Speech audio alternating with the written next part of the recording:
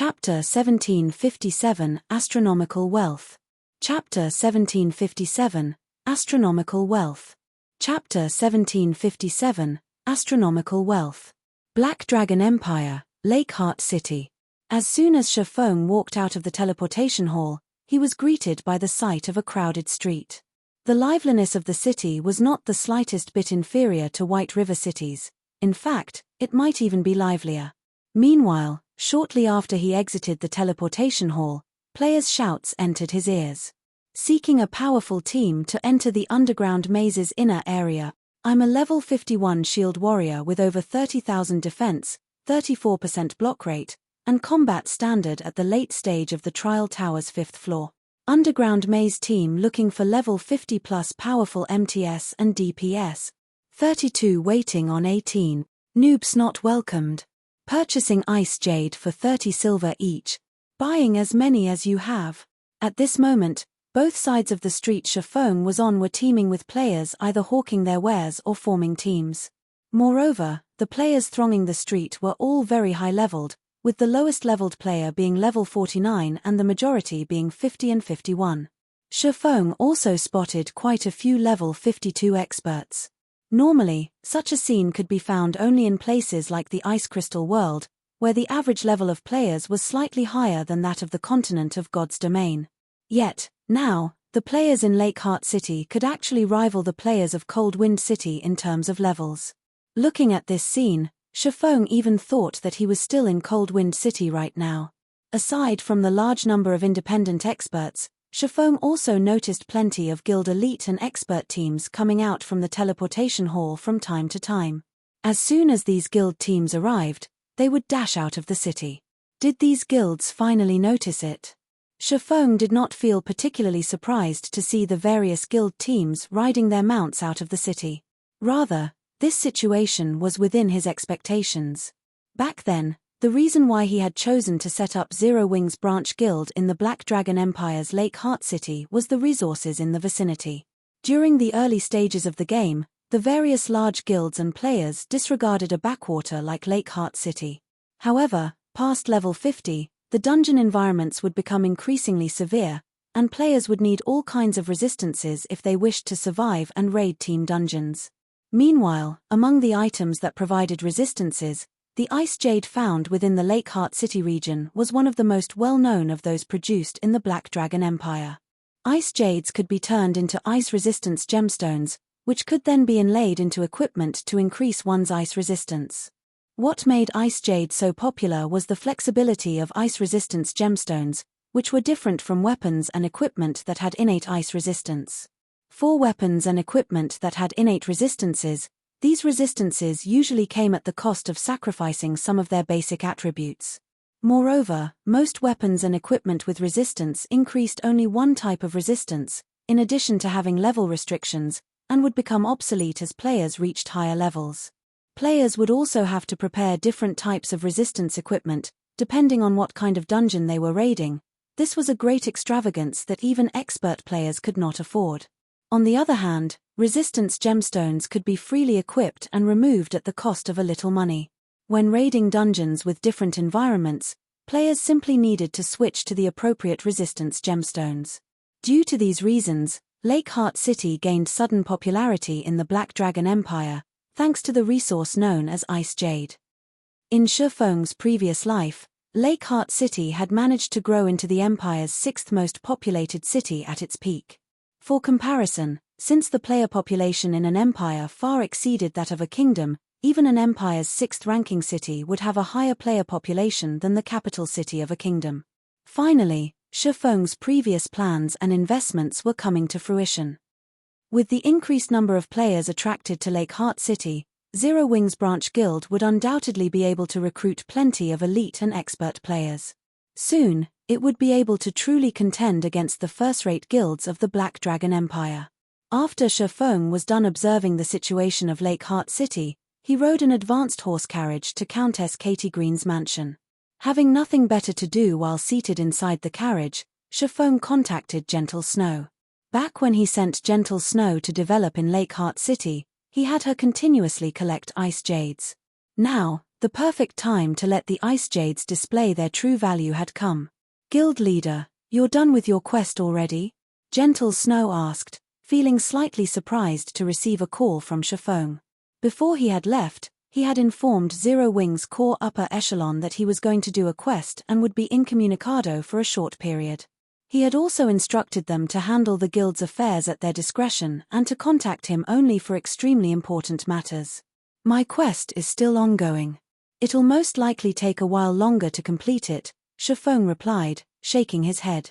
Collecting soul-dissolving flowers was easier said than done. It had been over half a day since he established the Adventurer Alliance, yet the Alliance had managed to collect only 5 soul-dissolving flowers thus far. It would be quite some time before he would have all 20 soul-dissolving flowers he needed. Do you have some business with me, then? Gentle Snow asked. How is the collection of ice jade coming along? Shifeng said, nodding. Ice jade. When Gentle Snow heard Shifeng's question, her lips curled into a contented smile. She then raised 4 of her jade-white fingers to the screen. 40,000? That's quite a lot. Shifeng was slightly surprised. Although Lake Heart City produced ice jade, it was not available in large quantities. Back when ice jade became very popular, even super guilds had needed to invest a lot of time and effort to collect as many as 40,000 ice jades. Meanwhile, 40,000 ice jades were enough to fully equip several thousand players with ice resistance gemstones. Guild leader, you guessed wrong this time, Gentle Snow said, smiling as she shook her head. Thus far, we've collected 400,000 ice jades already. Roughly 60% of the ice jades available in Lake Heart City right now is in our hands. 400,000? Shifeng could not help but be stunned. Although he had asked Gentle Snow to collect ice jades, he had never imagined she could collect so many. 400,000 ice jade. If converted to coins right now, they would be worth 120,000 gold. Meanwhile, this price was only the beginning. In the future, it could easily reach 40 plus silver per piece. Moreover, before ice jades became popular, they sold for only 4 or 5 silver coins each. If the price grew to 34 or 35 silver, then they could make a net profit of 30 silver per piece. If they sold all 400,000 of their stockpiled ice jades at that time, their net profit would be 120,000 gold. With that kind of money, they could complete all the development and fortification works of Silverwing Town in one go. There would be no need to rely on the income of Zero Wing City and the Candlelight trading firm to gradually furnish the town. Good. Have some people transfer these ice jades to the warehouse of Lake Heart City's Candlelight trading firm immediately. I'll go collect them afterward, Shifeng said. Right, make sure to keep this matter a secret. While ice jade was indeed very important to the various large guilds, so much so that they would be willing to purchase it at a high price, its value in the ice crystal world would be even higher. After all, players were already snatching up even weapons and equipment with innate ice resistance like crazy. One could easily imagine how popular ice jades would be there. Guild leader, rest assured, back when we collected these ice jades, I had specifically sent my closest aides to handle the purchases. Only a few people in the entire guild know about our stockpile. Although Gentle Snow was curious about what Shifeng intended to do with so many ice jades, she simply nodded her head and had some of her trusted aides deliver the ice jades to the Candlelight trading firm's warehouse. By the time Shifeng was done conversing with Gentle Snow, he had also arrived before Countess Katie Green's mansion. Chapter 1758, Treasure Acquired. Chapter 1758, Treasure Acquired. Chapter 1758, Treasure Acquired. As he arrived before the Countess's mansion and disembarked from the advanced horse carriage, Shifeng noticed several cloaked players enter the mansion under the steward Milton's lead. When these cloaked players entered the mansion, they watched their surroundings constantly as if they were afraid of being followed. When these players noticed Shifeng, they became alert, their expressions turning somber. Someone's already discovered this place? Seeing the party's wariness, Shifeng had a general idea of what they were thinking. Countess Katie Green's exchange services were a secret. Moreover, every item she offered was a treasure to players. If they could monopolize these treasures, they could profit massively. However, If others discovered this secret, it would increase their competition and reduce their profits. Moreover, the more people that knew about the Countess, the harder it would be to keep the secret. Naturally, these 6 players understood this. When the Countess's secret had become public in the past, the various large guilds had contested for her services, and the competition had become so intense that battles had been waged on the street outside of the Countess's mansion. In the end, though, the Dragon Phoenix Pavilion had monopolized the Countess and garrisoned players at the mansion's entrance long-term, preventing outsiders from entering. After watching Shi Feng for a moment, the 6-man party hastened their way into the mansion. Shi Feng simply chuckled in response and continued onward. The Countess only offered so many items, and in the 6 players' opinion, he must be here to purchase these items as well. They likely wanted to get ahead of him and buy as many items as they could before he reached the Countess. Unfortunately for those 6 players, Shi Feng wasn't here to buy items. As Shi Feng reached the mansion's main entrance, he sensed someone's presence nearby. He immediately activated omniscient eyes to inspect his surroundings. Guild players. Shi Feng quickly discovered a level 50 assassin hidden behind a tree roughly 60 yards away from him. This assassin also wore a guild emblem that he had never seen before. It seems this place won't stay a secret for much longer. It was evident that some guild had targeted those 6 players. Once a guild discovered Countess Katie Green's exchange services, it wouldn't be long before even more people learned about them. After all, there were simply too many players in a guild. There were bound to be spies from other guilds, as well.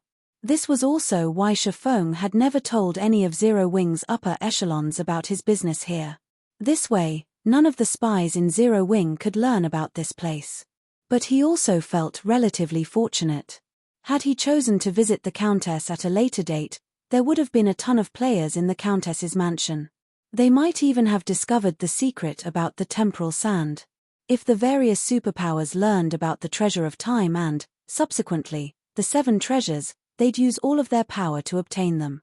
If that happened, his quest would become exponentially more difficult. After waiting at the entrance for some time, Milton returned to greet Shi Feng. Under the steward's lead, Shi Feng then entered the Countess's mansion. After Shi Feng entered the mansion, the masked assassin behind the tree made his way towards the entrance. A sly smile appeared on his face as he watched Shi Feng's disappearing figure. Guild leader, as you've guessed, those people seem to have discovered some secret exchange point. The exchange point is in Countess Katie Green's mansion in Lake Heart City, the masked assassin reported to the middle-aged man on the screen before him. Excellent. Now that we've discovered their secret, we'll have to remove those players from God's domain. I will not allow other people access to my treasure, the grey-robed, skinny man replied, sneering. Aside from the people you instructed me to follow, another person has entered the mansion. It seems that person has discovered this exchange point, as well. What should we do about them? The assassin asked. Someone else knows about it. The middle-aged man frowned slightly. Do you know who? They were wearing a black cloak. Unfortunately, even after I used my advanced identification skill, I couldn't see his real identity. All I got was unknown, the assassin reported. Keep an eye on him and figure out a way to uncover his identity. Once you know who he is, get rid of him if possible. We don't need so many people knowing about the Countess's secret, the middle-aged man said after giving the matter some thought, making a slicing gesture across his neck with a hand. Understood. I've placed a tracking mark on that player. He definitely won't get away from me, the assassin said, nodding. Good. I'll send some people to assist you. Keep an eye on those players, the middle-aged man said before disconnecting the call. Inside the Countess's mansion. Under Milton's lead, Shi Feng quickly arrived in a lounge decorated with various refined antiques. Currently, Countess Katie Green discussed business with the 6 players Shi Feng had seen earlier. Shi Feng noticed more items on display on the table before the Countess than there had been during his previous visit. There were a total of 14 items, ranging from weapons and equipment to various designs and recipes. Every item was worth fortunes and would be extremely difficult to obtain elsewhere.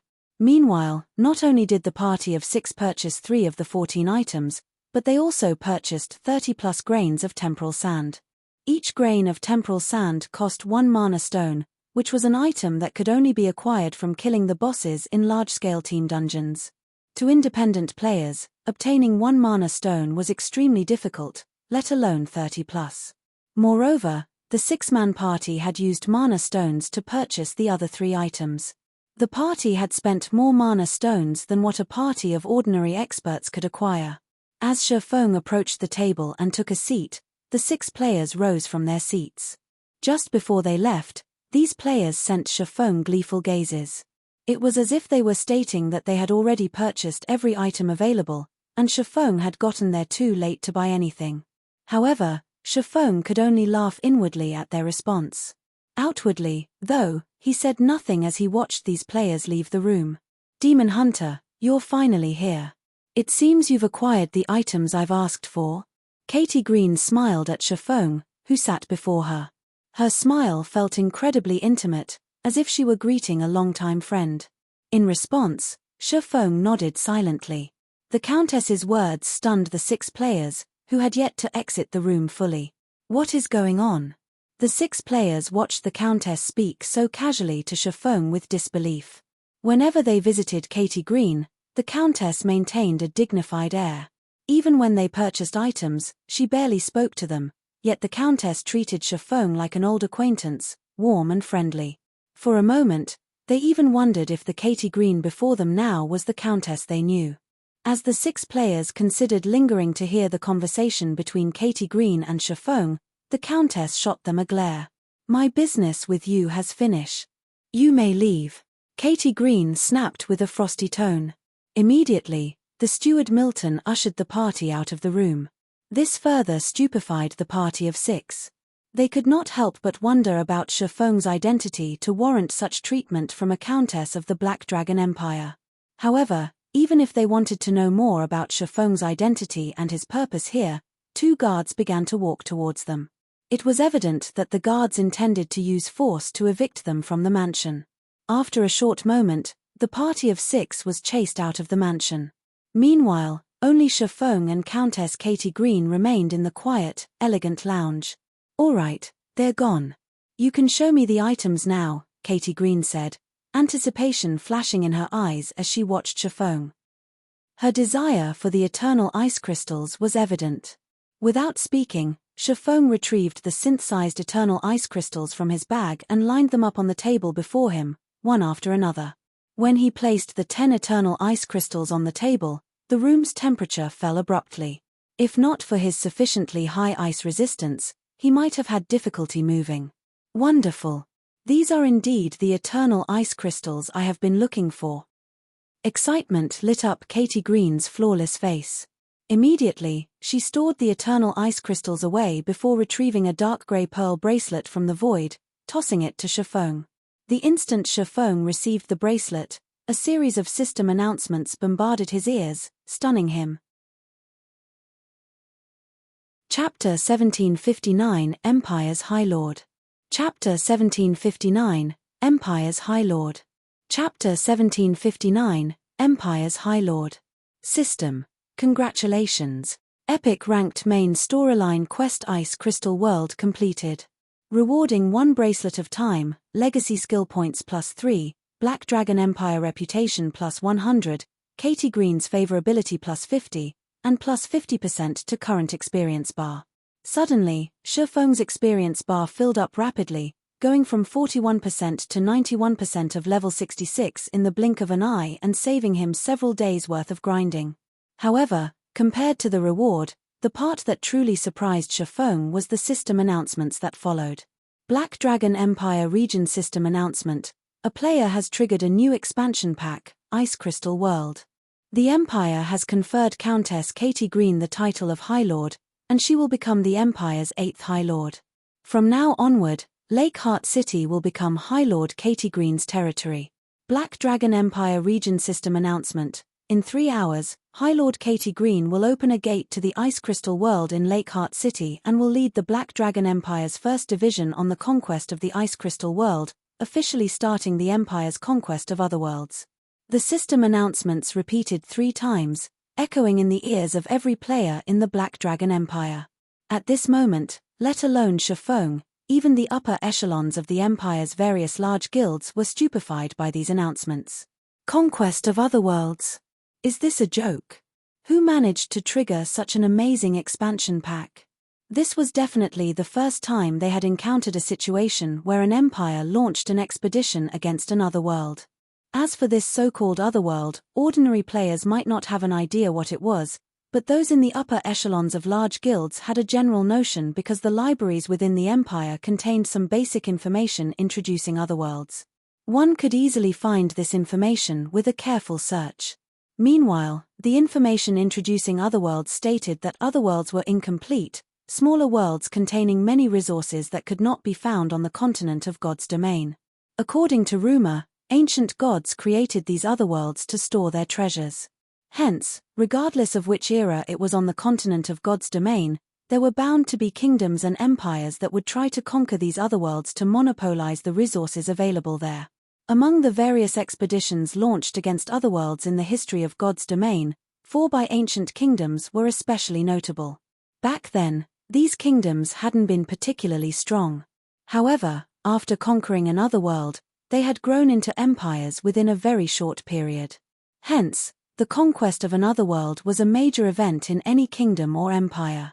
Meanwhile, this was also a major event to players, as it meant that they would gain access to the resources of the targeted otherworld.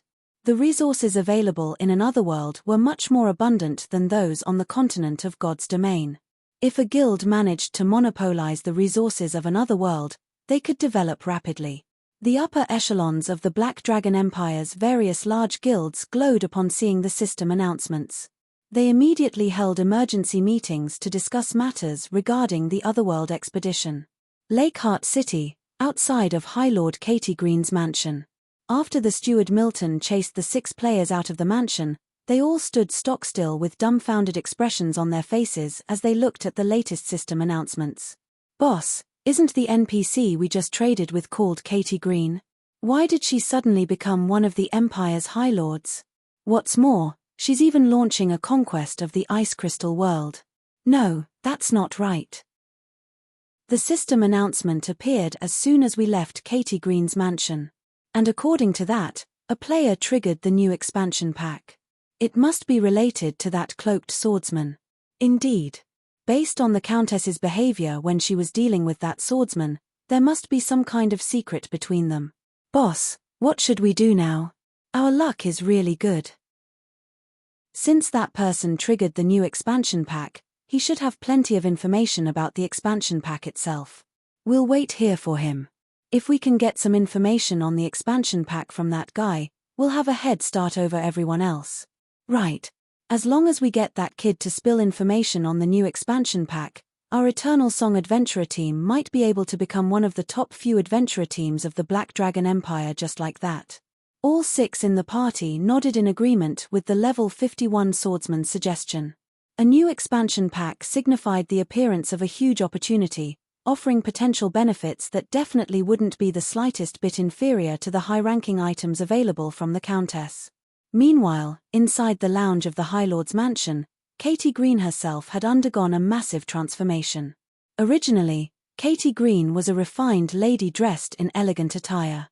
Now, however, she wore an exquisite battle dress decorated in red and white. She looked more like a female general than a noble lady at the moment. Although her battle dress was made from cloth and appeared to provide very little in terms of protection, in reality, the dress was made out of enhanced cloth that was stronger than even steel. At her waist hung a light blue long sword that not only looked dazzlingly beautiful but also radiated a frightening aura. Meanwhile, Katie Green's statistics had also undergone a heaven-defying transformation. She had become a level 200, Tier 5 Sacred Magic Knight. Currently, only a few people in the entire Black Dragon Empire could hope to rival her in terms of strength. "I really have to thank you for this. With these eternal ice crystals, I have finally managed to open a pathway to the Ice Crystal world and complete my long-cherished wish. If you ever visit the Ice Crystal world in the future, I will welcome you as a guest," Katie Green said, sending Shifeng a faint smile. She then turned around and left the lounge to carry out the necessary preparations to launch an expedition against the Ice Crystal world. System. Congratulations! You have received Katie Green's favor and obtained the Honorary Knight title. Honorary Knight. Enjoy the authority of a noble when present within any territory ruled by Katie Green. When Shifeng fully processed everything that just happened, a frown formed on his face. The recent developments were too sudden. Had he known something like this would happen, he never would have completed this epic ranked main storyline quest so quickly. The Otherworld expedition meant that a long-term pathway leading to the Ice Crystal world would be opened. It also meant that players on the continent of God's domain would be able to travel freely to the Ice Crystal world in the future. In that case, his plan to make a fortune via these two worlds was effectively ruined. I need to step up my operations. After giving the matter some thought, Shifeng stored the bracelet of time and left the lounge, his next destination being the candlelight trading firm. Given the situation, he could only sell the collected ice jades in the Ice Crystal world and try to make as much profit as possible right now. Once players on the continent of God's domain started streaming into the Ice Crystal world, he would definitely face greater competition on this front. However, as soon as Shifeng exited the mansion, 6 figures suddenly surrounded him. These 6 figures were none other than the 6 players that had been exchanging items with Katie Green earlier.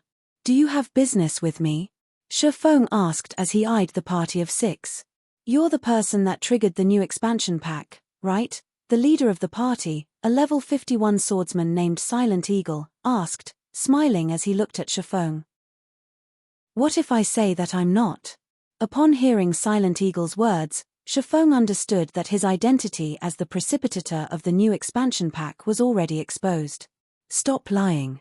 As soon as we left the mansion and you started chatting with the Countess, an expansion pack related to the Countess appeared. Who do you think you're trying to fool? A level 51 shield warrior demanded angrily. Then, what is your goal in stopping me? Shifeng asked. Is there even a need to say this? Tell us all the information you have on this new expansion pack. Silent Eagle laughed. What if I don't speak? Shifeng revealed a faint smile as he sent a glance at Silent Eagle. Are you planning to take action against me? Take action? Silent Eagle shook his head, chuckling. No. We don't have the courage to take action inside Lakeheart City. However, although we can't take direct action against you, we've already placed a marker on you. We'll be able to find you no matter where you go. I believe the various large guilds in the Black Dragon Empire will be very interested in meeting with the player that triggered the latest expansion pack. What do you think they will do if we tell them about you? I see. Shifeng mostly understood Silent Eagle's purpose now. The man was using the large guilds to threaten him for information. The various large guilds had branches all over the Black Dragon Empire. As long as his location got exposed, these guilds would definitely hunt him down relentlessly.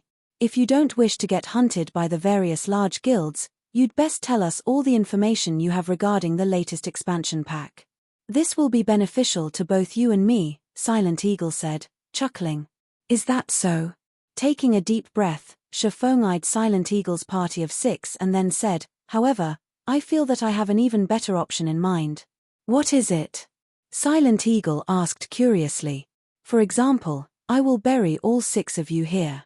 Saying so, Shifeng suddenly unsheathed Killing Ray and released 4 arcs of lightning ahead of him, menacing Silent Eagle's party. This is Lakeheart City. You dare! Silent Eagle stared in disbelief at the approaching lightning arcs. However, before Silent Eagle's party could say anything else, the 4 lightning arcs devoured them, transforming them into ash with a bunch of items in their place.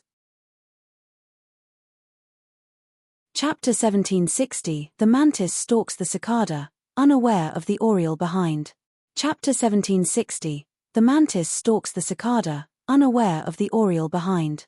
Chapter 1760, The Mantis Stalks the Cicada, Unaware of the Oriole Behind.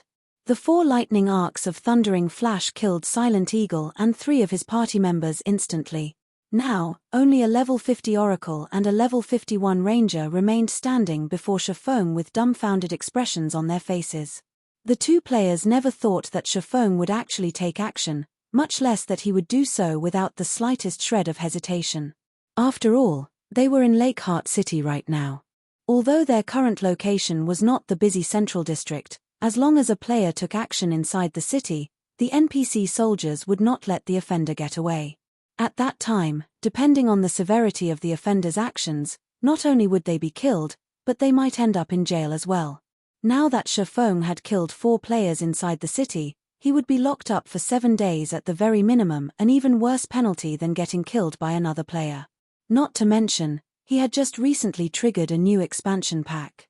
If he got jailed for 8 days, he would lose the opportunity to take advantage of his knowledge regarding the new expansion pack. He was simply insane to actually take action inside the city. You're dead. The NPC soldiers definitely won't let you get away, the level 50 oracle exclaimed, horrified as he pointed at Shifeng. Crazy bastard. You are a real lunatic. You actually decided to go for mutual destruction just to avoid getting your location exposed. Are you not afraid of losing this advantage of yours? The level 51 ranger demanded with a somber expression. Mutual destruction? Unfortunately, you guys are not qualified to make me sacrifice myself. As soon as the oracle and the ranger were done speaking, an indifferent voice immediately entered their ears. In the next moment, the abyssal blade in Shifeng's other hand released a blinding glow. The swordsman then suddenly disappeared from where he stood. By the time he reappeared, he was already standing in front of them. Void steps. Flame burst. The 2 players were previously already shocked by Shifeng's actions. Hence, they failed to react in time to his sudden and swift attack. When the abyssal blade cut through them, their bodies were instantly incinerated into nothingness, 2 ownerless items taking their place a moment later. After killing Silent Eagle's party of 6, Shifeng quickly collected and stored the 7 items the party dropped. From start to end, merely 4 seconds had passed. Only after the battle was over did the distant NPC soldiers react to the fight. Meanwhile, the level 50 masked assassin, who was hiding behind a tree 50 yards away from Shifeng, was greatly shocked as he looked at the swordsman. Who is he? He was actually able to kill Eternal Song's party of 6 so quickly. The masked assassin's expression turned serious as he replayed Shifeng's actions in his mind. Although Eternal Song was not a top adventurer team in the Black Dragon Empire, it was still a considerably well-known one. The adventurer team had several hundred members and plenty of experts. Even he would not be able to deal with a party of 6 Eternal Song members all by himself, yet Shifeng had accomplished this feat in just a few seconds. Moreover, Shifeng had even killed Silent Eagle's party right in the middle of Lakeheart City. The swordsman's strength was truly horrific. Although the masked assassin felt fearful of Shifeng, he still could not help smiling. His reaction was because he had managed to listen in on the conversation between Silent Eagle and Shifeng by using his eavesdrop skill. Eavesdrop was a super rare skill of the assassin class that enhanced the user's hearing. With the skill, he could easily pick up a conversation 50 yards away from him. He could even listen in on a conversation held behind closed doors if he wanted to. It was also because of this skill that his guild leader had selected him to keep watch over Silent Eagle's party. The person that triggered the new expansion pack, is it? If I notify the guild leader about this, he will definitely be very happy. Now, not only did I discover an exchange point for high-ranking items, but I also found information regarding the new expansion pack. With this, I should have no problems entering the guild's main force. The masked assassin inwardly laughed in joy. He had gained such an unexpected harvest from stalking Silent Eagle's party. The value of this harvest was much greater than even the discovery of the secret exchange point. However, this person is too strong. We'll need the peak experts of the guild to capture him. He had already placed a tracking marker on Shifeng. Unless he got killed like Silent Eagle, his tracking marker would not disappear. Moreover, thanks to Silent Eagle's party foolishly threatening Shifeng, the masked assassin had obtained even more information regarding the swordsman. Now, his guild would have a much easier time capturing Shifeng. As the masked assassin was entertaining such thoughts, Shifeng, who had just finished collecting his spoils of war, suddenly swung Killing Ray in the direction of the assassin. Lightning slash. Suddenly, a massive lightning bolt tore through space, leaving a pitch-black spatial tear in its wake as it streaked toward the masked assassin. The attack had been so quick that, Before the masked assassin even realized he was under attack, the lightning bolt had already torn his body in half. In the next moment, the masked assassin's vision started darkening. What's going on? Why's my vision darkening? The masked assassin looked at his surroundings in confusion. When his eyes fell on his HP bar, which was located at the top left corner of his vision, he gasped inwardly. How did I die? Even after the masked assassin's body had collapsed to the ground, the assassin himself still could not believe what just happened was true. He failed to understand how he had died so suddenly. He clearly stood 50 yards away from Shifeng.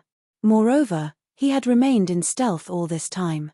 Even a Tier 2 expert should not be able to detect his presence. Despite that, the swordsman managed not only to discover him but also to strike with pinpoint accuracy. The attack had been so fast that the assassin didn't even realize he had been attacked. What the masked assassin did not know was that Shifeng had long since noticed his presence. Shifeng was no ordinary Tier 2 player. Currently, he had already reached level 66, hence, the masked assassin's stealth skill had a greatly reduced effect against him. Not to mention, Shifeng also possessed extraordinary basic attributes. Although he could not see the masked assassin's figure clearly, he could still grasp the assassin's general location fairly easily. Moreover, with omniscient eye's 100-yard perception range, it was simply impossible for a level 50, Tier 1 assassin to hide from him.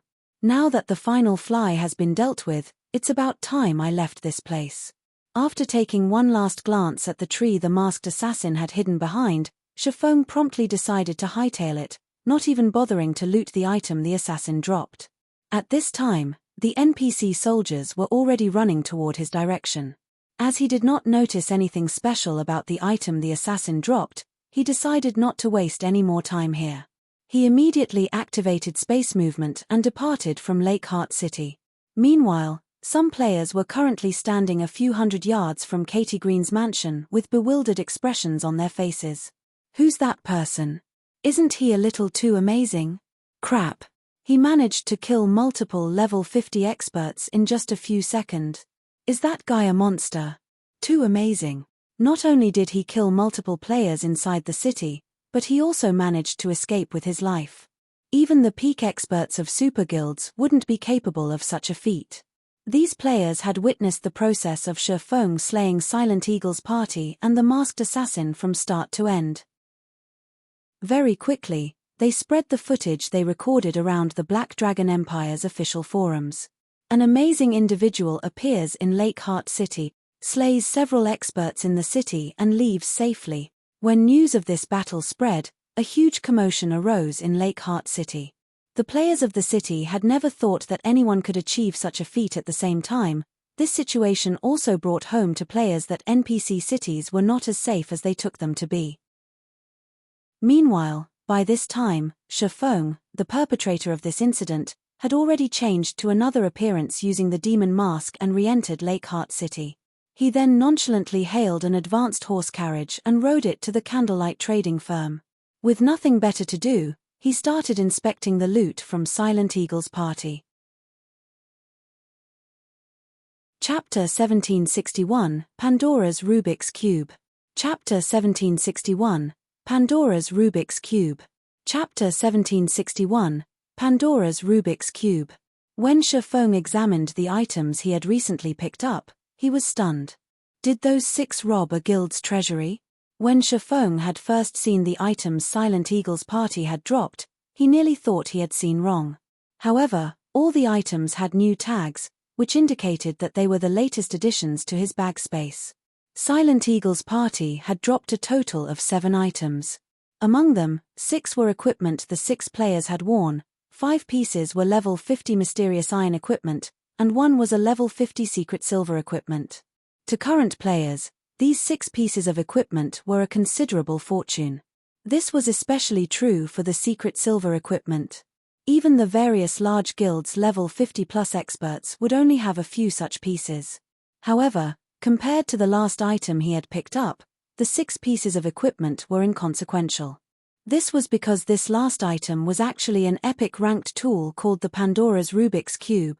This had been a well-known and highly sought-after item by the various large guilds in Shifeng's previous life. However, There was an extremely small number of these tools in the game, and even first-rate guilds had struggled to acquire one. The various large guilds had sought this epic tool due to the Pandora's Rubik's Cube's ability to strengthen equipment. Pandora's Rubik's Cube, epic rank item. An item cursed by the gods. Those who abuse Pandora's Rubik's Cube will face a cruel reality. Skill 1 - Magic Refinement. Absorb a large amount of mana, condensing it and forming high-purity mana. Generate 1 drop of mana water using 1 magic crystal. Generate 1 drop of mana source water using 1 mana stone. Skill 2 - Demon God's Curse. By using 10 drops of mana water, infuse mana into a piece of equipment at a 10% success rate, increasing the attributes of the targeted equipment by 15% for 12 hours if the enhancement attempt succeeds. There is a 20% chance for nothing to happen. There is a 70% chance for the targeted equipment to be cursed with the weakened mana debuff, decreasing its attributes by 30% for 24 hours. By using 1 drop of mana source water, infuse mana into a piece of equipment at a 15% success rate, increasing the attributes of the targeted equipment by 25% for 12 hours if the enhancement attempt succeeds. There is a 15% chance for nothing to happen. There is a 70% chance for the targeted equipment to be cursed with the weakened mana debuff, decreasing its attributes by 50% for 24 hours. Pandora's Rubik's Cube is cursed and will drop upon death. To ordinary players, the effects of Pandora's Rubik's Cube were meaningless at best. To guilds, however, its ability was incredibly precious. Unlike ordinary players, large guilds had enough equipment and resources to support the expenditure and potential loss incurred from using Pandora's Rubik's Cube. They were also more than willing to take on this cost as long as they could strengthen some of their equipment. This was especially true when their members' weapon and equipment had reached their current limits. If a team's members had a 25% attribute increase to every piece of equipment they wore, the team would have a much easier time raiding powerful bosses.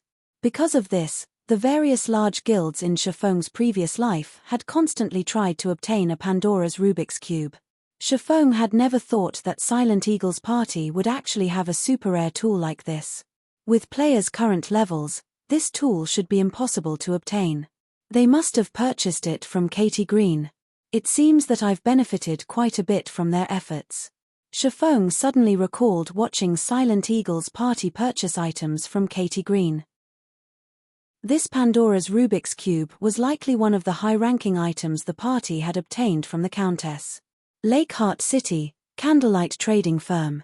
After Zero Wing had taken control of Lakeheart City, Candlelight had swiftly developed in the city. It had taken no time for Candlelight's shop to become the city's #1 shop. Including the recent increase in traffic, Lakeheart City's Candlelight Trading Firm was no less lively than the one in White River City. Moreover, in terms of quality, Lakeheart City's players were superior to White River City's players. Meanwhile, after the recent announcement regarding the new expansion pack, the number of players that visited the trading firm had reached an all-time high. As soon as Shifeng left his carriage, he noticed a significant rise in traffic on the street. To secure as much of an advantage as possible in the upcoming conquest of the Ice Crystal world, the various large guilds had dispatched many of their experts to Lakeheart City. Shifeng quickly spotted members from 2 first-rate guilds, not to mention those from second- and third-rate guilds. It seemed as if Lakeheart City had become the Black Dragon Empire's central hub. The various large guilds gathered in the city in droves. This only confirmed Shifeng's need to hasten his plans.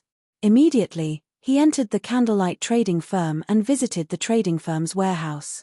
As Shifeng was about to enter the warehouse, Gentle Snow contacted him. "Guild leader, I just investigated the new expansion pack. High Lord Katie Green has already established a massive teleportation pathway in the city's central plaza. Although players are prohibited from entering the plaza right now, a notice has been issued, stating that only level 50 and above will be permitted to use the pathway. Meanwhile, each player will have to pay a teleportation fee of 10 magic crystals," Gentle Snow said. "With our guild's current stock, I'm afraid that we won't be able to send many players to the Ice Crystal world. Initially, She had been fiercely interested in the Ice Crystal World conquest since Zero Wing's branch guild was located in Lakeheart City. With the home ground advantage, Zero Wing would have a considerable edge when developing in this new otherworld. Unfortunately, not only had the system set a clearly defined level limit for players, but the teleportation fee was also 10 magic crystals per player. This price was simply excessive. Just sending a 1,000-man team to the new otherworld would cost 10,000 magic crystals. Moreover, 1,000 players wouldn't be enough if a guild truly intended to join the conquest. At the very least, they would need to send 2,000 or 3,000 players. In other words, participating in this conquest would cost guilds at least 20,000 or 30,000 magic crystals. Even first-rate guilds would endure a headache over this cost. Moreover, it wasn't certain that they would make enough profits to cover the cost. 10 magic crystals per person? Shifeng was astonished when he heard this price. It was too cheap. He had gone through great pains to clear the Ancient Shrines trial and obtain the Shrine Warrior title. However, even with the Shrine Warrior title, he still had to pay 50 magic crystals to travel to or from the Ice Crystal World, yet the teleportation pathway would only cost 10 magic crystals per player. It was infuriating. Out of all of the otherworld conquests he had heard about in his previous life, the teleportation fee for this conquest was definitely the cheapest. Generally, the teleportation pathways would cost around 30 magic crystals per person before the invading country's army broke through the otherworld's defensive net. Only after the invading country had established a city and stabilized the teleportation pathway to the targeted otherworld would the teleportation fee decrease. Now that the teleportation fee was only 10 magic crystals, more players would be able to join the Ice Crystal World conquest. The conquest would also finish faster than usual. It seems I really need to speed things up. Fortunately, players would only be able to truly enter the Ice Crystal World after Katie Green's army had broken through the Ice Crystal World's defensive net. He then instructed Gentle Snow to find out more about this conquest. He also instructed her to dispatch a small number of experts to follow the army into the Ice Crystal World and notify him of the army's progress. As for himself, Shifeng quickly retrieved the 400,000 ice jade and hurried back to the Ice Crystal World. Chapter 1762, Cold Wind City's Number 1 Power. Chapter 1762, Cold Wind City's Number 1 Power. Chapter 1762, Cold Wind City's Number 1 Power. Ice Crystal World, the Snow Rift. As Shifeng traversed through the Snow Rift, he came across multiple guilds and adventurer teams that were grinding and harvesting rare materials in preparation to raid the Snow Ruin, which was located in the deepest part of the Snow Rift. As long as players conquered the Snow Ruin, a path connecting the region of Cold Wind City to other regions would open. At that time, Cold Wind City could interact with a few other cities, and players here would be able to travel to more maps and acquire more resources. The various guilds, however, were trying to conquer the Snow Ruin to acquire city contribution points, enabling them to take control of Cold Wind City as soon as possible. After returning to Azura's residence in Cold Wind City, Shifeng noticed that the queue standing outside the residence had grown. The Azura Hall the Azura Adventurer team established is truly amazing. I never thought that it would be so wonderfully effective for training. I know, right? I've heard that 2 expert players sparred in one of the training rooms. After just an hour, both players saw a noticeable improvement to their combat standards. They can now defeat players that were of similar combat standards to them before with ease. That's nothing. Previously, one of my friends in the Adventure Alliance had been stuck at 79% with his skill completion rates. After training in one of those training rooms for 1 hour, he had actually achieved a maximum skill completion rate of 84%. He could also maintain it at 81%. The 5 silver coins he spent for that room were worth it. Right now, the Azura Hall is packed with players. I really regret not joining the Adventurer Alliance sooner. I could have been training in one of those rooms by now. That's right. Now, everyone that has joined the Adventurer Alliance is queuing up for the training rooms. If we don't join in on the action, we'll get left behind. I've withdrawn all of the magic crystals I've stockpiled thus far. I've heard that if you pay in magic crystals, not only will it cost you 4 silver per hour, but you can even rent a training room for 2 hours per day. The independent players lined up outside Azura's residence all chatted about the Adventurer Alliance with great interest. The recently established Azura Hall had become the main topic of their conversations. Seeing this, Shifeng chuckled as he entered Azura's residence. Although he had only established the Azura Hall a few hours ago, it had already begun to serve its intended purpose. The first thing Shifeng did after returning to the residence was call a meeting with Yang Ya and the other Adventurer Alliance management members. "Commander, do you need us for something?" Yang Ya asked curiously. She and the other managers were all swamped with work.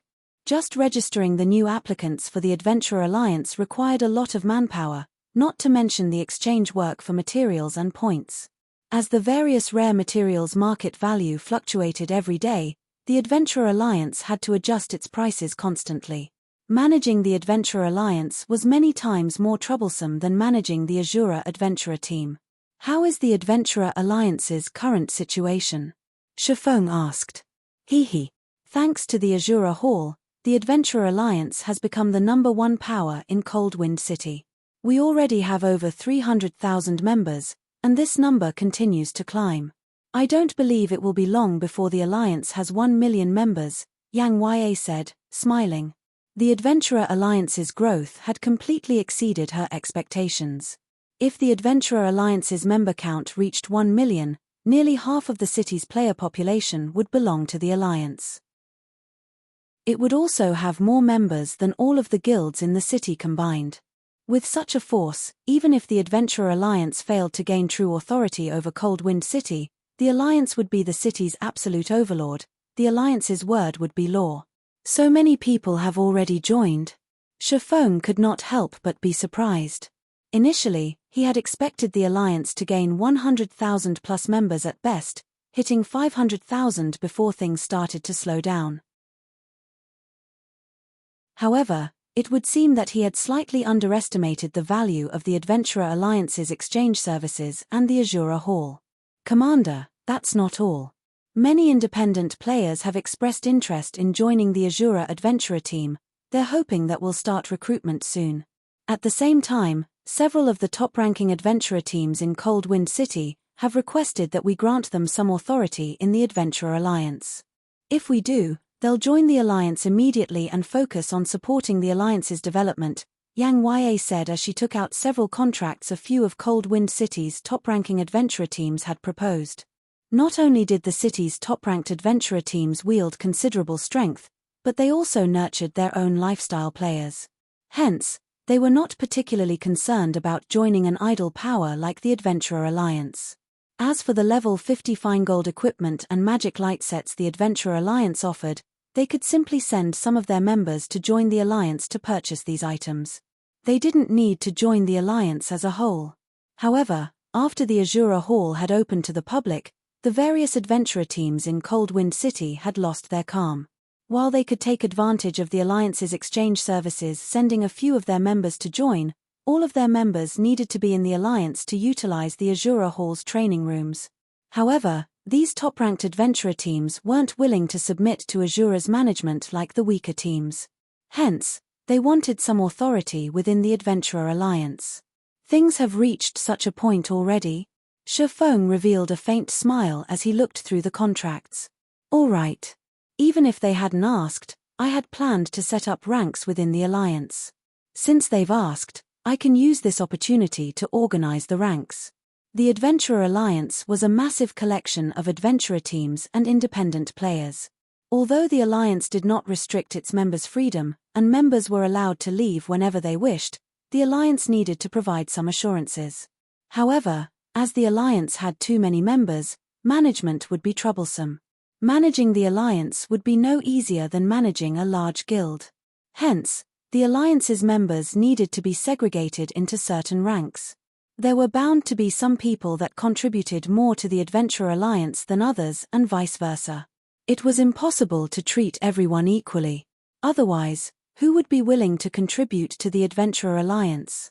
If everyone was treated the same regardless of their contribution, then all of the players would only contribute the minimum necessary for their purposes. Following which, Shifeng divided the Adventurer Alliance's members into 4 ranks: Bronze, Silver, Gold, and Epic. Each rank would enjoy a different level of authority and different benefits within the alliance. Players' and adventurer teams' ranks would be based on their individual strength and contributions to the Adventurer Alliance. Among the 4 ranks, players and adventurer teams at the bronze rank would receive a 10% discount when purchasing items and would have access to some high-ranked items that weren't available to normal members. Players and adventurer teams at the silver rank would receive a 20% discount and every benefit bronze members enjoyed, including the level of authority. Gold members would similarly receive a 20% discount. The alliance would also provide a certain amount of resources and credits to gold members each month. Overall, gold members would enjoy the authority and benefits that upper echelons had in the various large guilds. Moreover, unlike guild upper echelons, gold members were not bound by any restrictions. In addition, gold-ranked adventurer teams would have the authority to manage one of the alliance's branches. As for epic rank, things were slightly different. There could only be 12 epic-ranked adventurer teams at a time.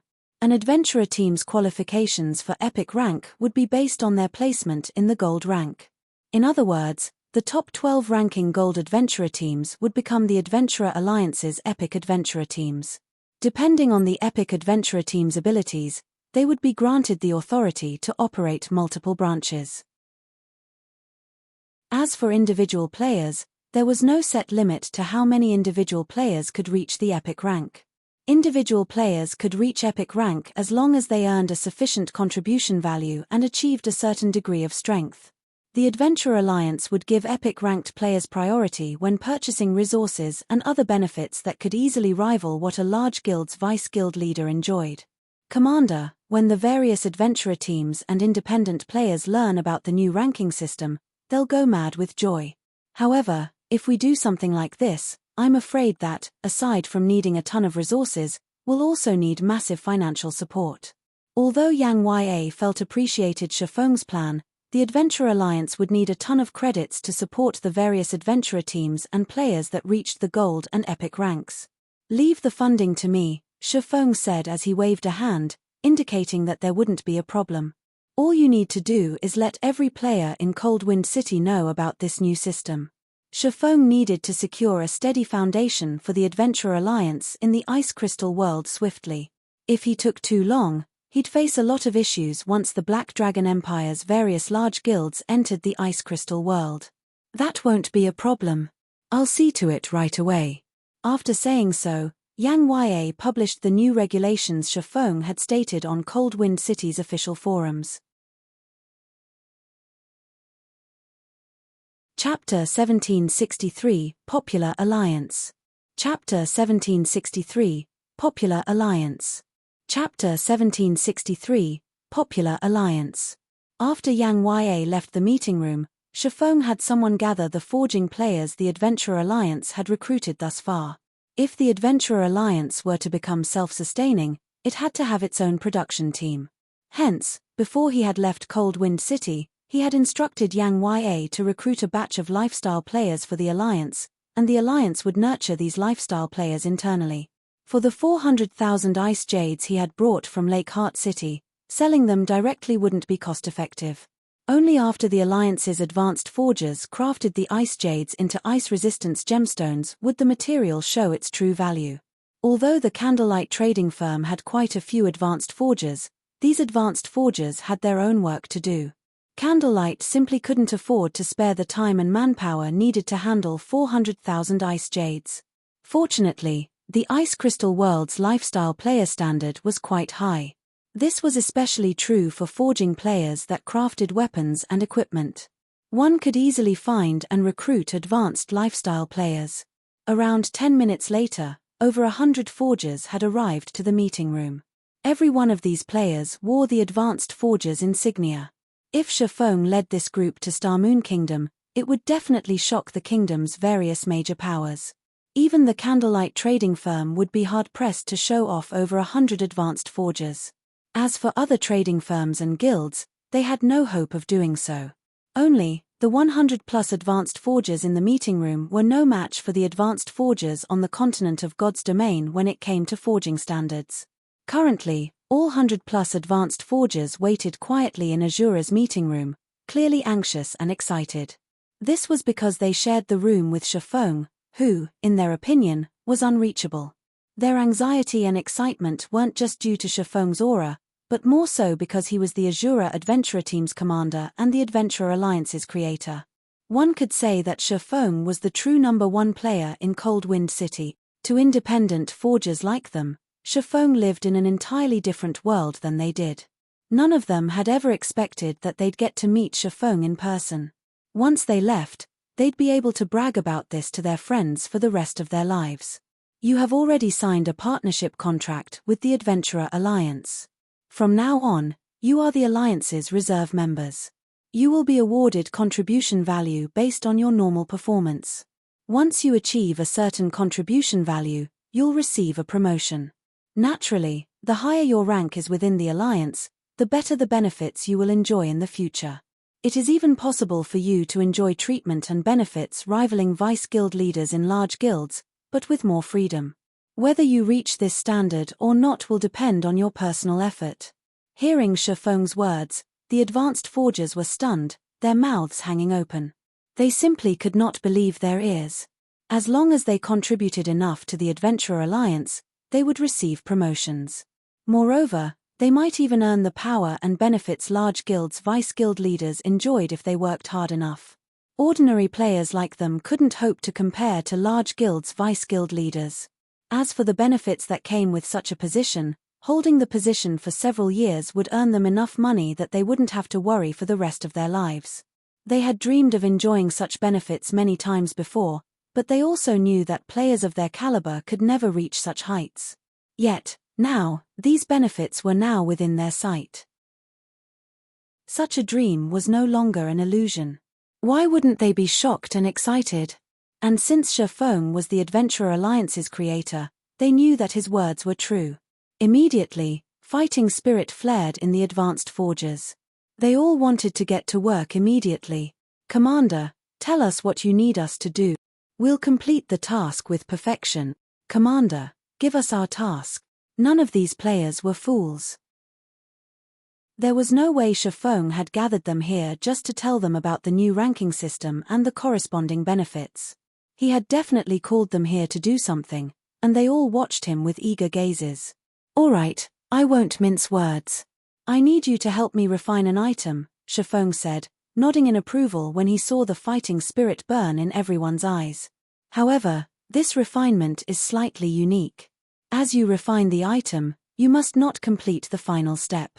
In other words, you won't receive any proficiency, but you will earn corresponding adventurer team points and contribution value. If you don't have any problems with this, you can head to the Forging Association now. We've already prepared special forging rooms for you. We'll send the necessary materials to you shortly. Refining ice jade was not easy. The ice jade itself was a rare material, and the complex refining process would take a considerable amount of time to complete. Meanwhile, the final process of turning an ice jade into an ice-resistance gemstone had a very low success rate, as well. Advanced forgers would have a theoretical success rate of only 20%. Only a master forger like himself had a slightly higher success rate of 30%. Including some support tools, he should reach a theoretical success rate of 35%. Although that was only a 15% increase, it was a massive improvement to any lifestyle player. Demand for ice jade was growing rapidly, and Gentle Snow couldn't collect as many as she had previously. To maximize the ice jades he currently had, Shifeng decided to complete the final refining step himself. Although having advanced forgers complete most of the refinement process would reduce the production success rate slightly, the small decrease would be worth the large amount of time Shifeng would save. Hearing Shifeng's instructions, the advanced forgers charged out of the room and dashed towards the Forging Association, afraid that others would get a head start on them. Elsewhere, Yang Ya quickly arranged the Adventurer Alliance's new regulations and published them on the forums. The moment the Alliance's new regulations went public, they dumbfounded every player in Cold Wind City. What's going on? Did the Azura adventurer just win the lottery? How generous. Does Azura have the support of some major corporation? Even if I have to settle for gold rank, I'll still make enough money to live without worry. All hail Azura. Crap. These benefits are even better than what some guilds offer. This won't do. I need to leave my guild and join the Adventurer Alliance right away. Everyone, independent players and guild players, was interested and tempted by the new benefits the Adventurer Alliance offered. Not only did the Adventurer Alliance place little to no restrictions on its members, but it also provided benefits that could rival that of guilds. Since that was the case, why wouldn't they join the Adventurer Alliance? To independent experts, these new benefits made the Adventurer Alliance even more attractive. Not only would they be free of stifling restrictions, but after they reached a certain rank, the Alliance would also pay them a certain amount of credits per month. Meanwhile, in Hecate's residence in Cold Wind City, several of Hecate's upper echelons stood in the glorious guild leader's office wearing gloomy expressions. Is the Azura adventurer team insane?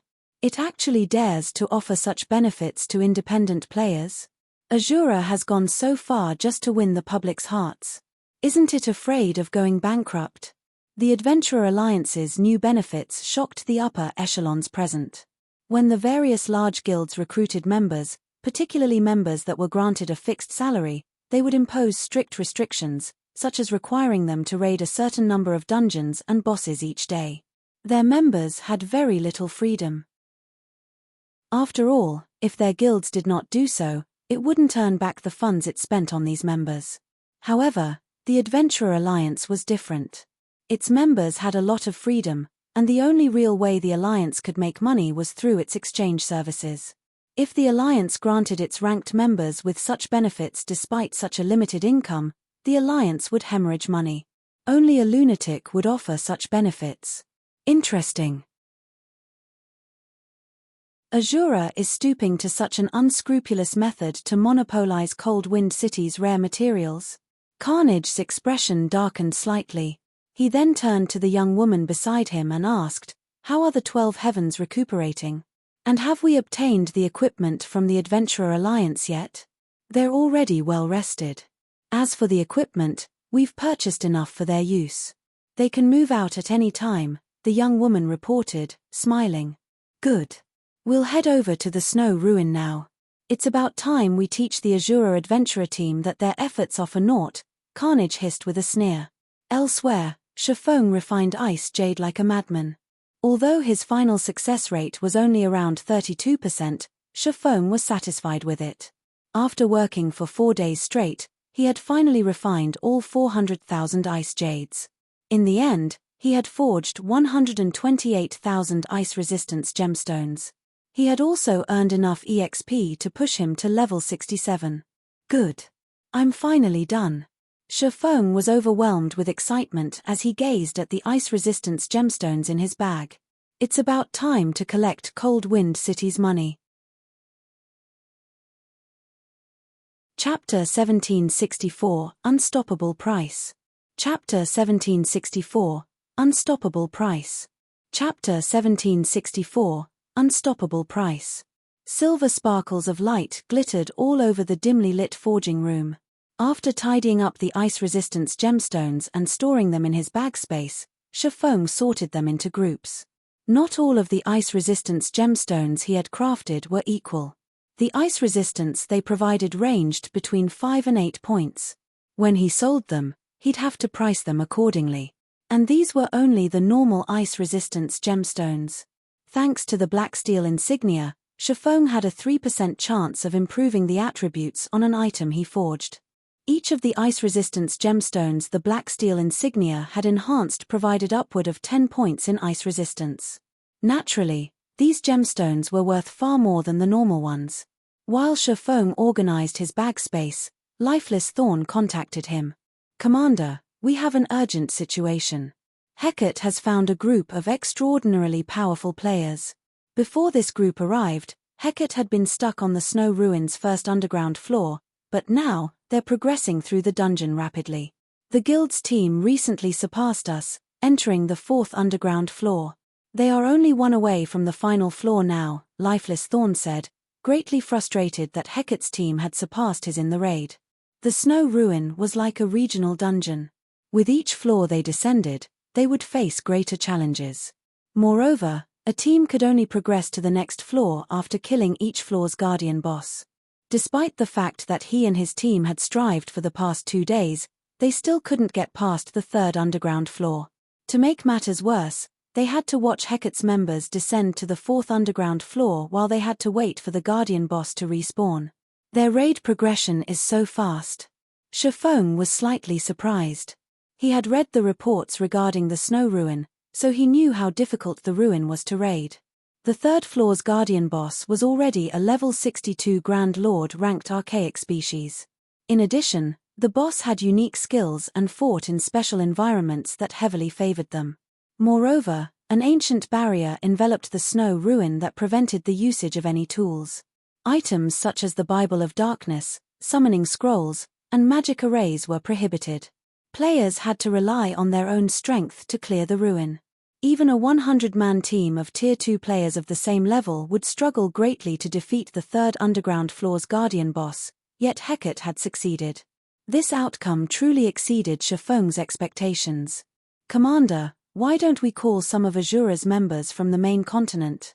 Lifeless Thorn suggested. The team he currently worked with was comprised of 100 of the strongest Azura members in Cold Wind City. He had even included Solitary 9 and Yang Ya, who were managing the Azura Adventurer Team and Adventurer Alliance's affairs, in the raid. However, they still couldn't get past the third floor's guardian boss. Their only option left was to mobilize the Azura members still on the continent of God's domain. After a period of training, those members' combat standards had surpassed Cold Wind City's experts by leaps and bounds. Forget about it. Although doing so would increase the raid team's overall combat power, the increase would be very limited. "It isn't enough," Shifeng said, shaking his head. "Since the boss hasn't respawned yet, you should return and rest up. Once I'm done dealing with my matters, I'll take a look at the snow ruin's third floor. If we can't find a way through the boss, it won't be too late to figure out another way." "Alright, I'll have everyone head back." Lifeless Thorn found Shifeng's plan reasonable. It was true that although As for Shifeng taking part in the raid personally, Lifeless Thorn did not think that would make much of a difference, either. The Snow Ruins guardian bosses had to be defeated with the power of a team. There was a limit to how much an individual could contribute to the raid. However, Lifeless Thorn still looked forward to Shifeng taking charge of the raid team.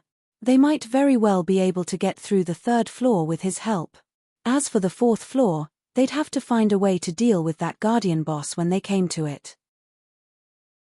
If push came to shove, they could ask Zero Wing's experts for help. He was fully aware that the group from Zero Wing was far stronger than him. If these monstrous players took action, surpassing Hecate would be child's play. However, what Lifeless Thorn did not know was that Shifeng had never had any intentions of involving Zero Wing's members in the Ice Crystal World's struggles. Moreover, now that Zero Wing had grown so large, the guild required manpower in many aspects. It could no longer afford to gather its top combatants. Following which, Shifeng spent half an hour or so categorizing the ice resistance gemstones, delight filling his eyes as he did.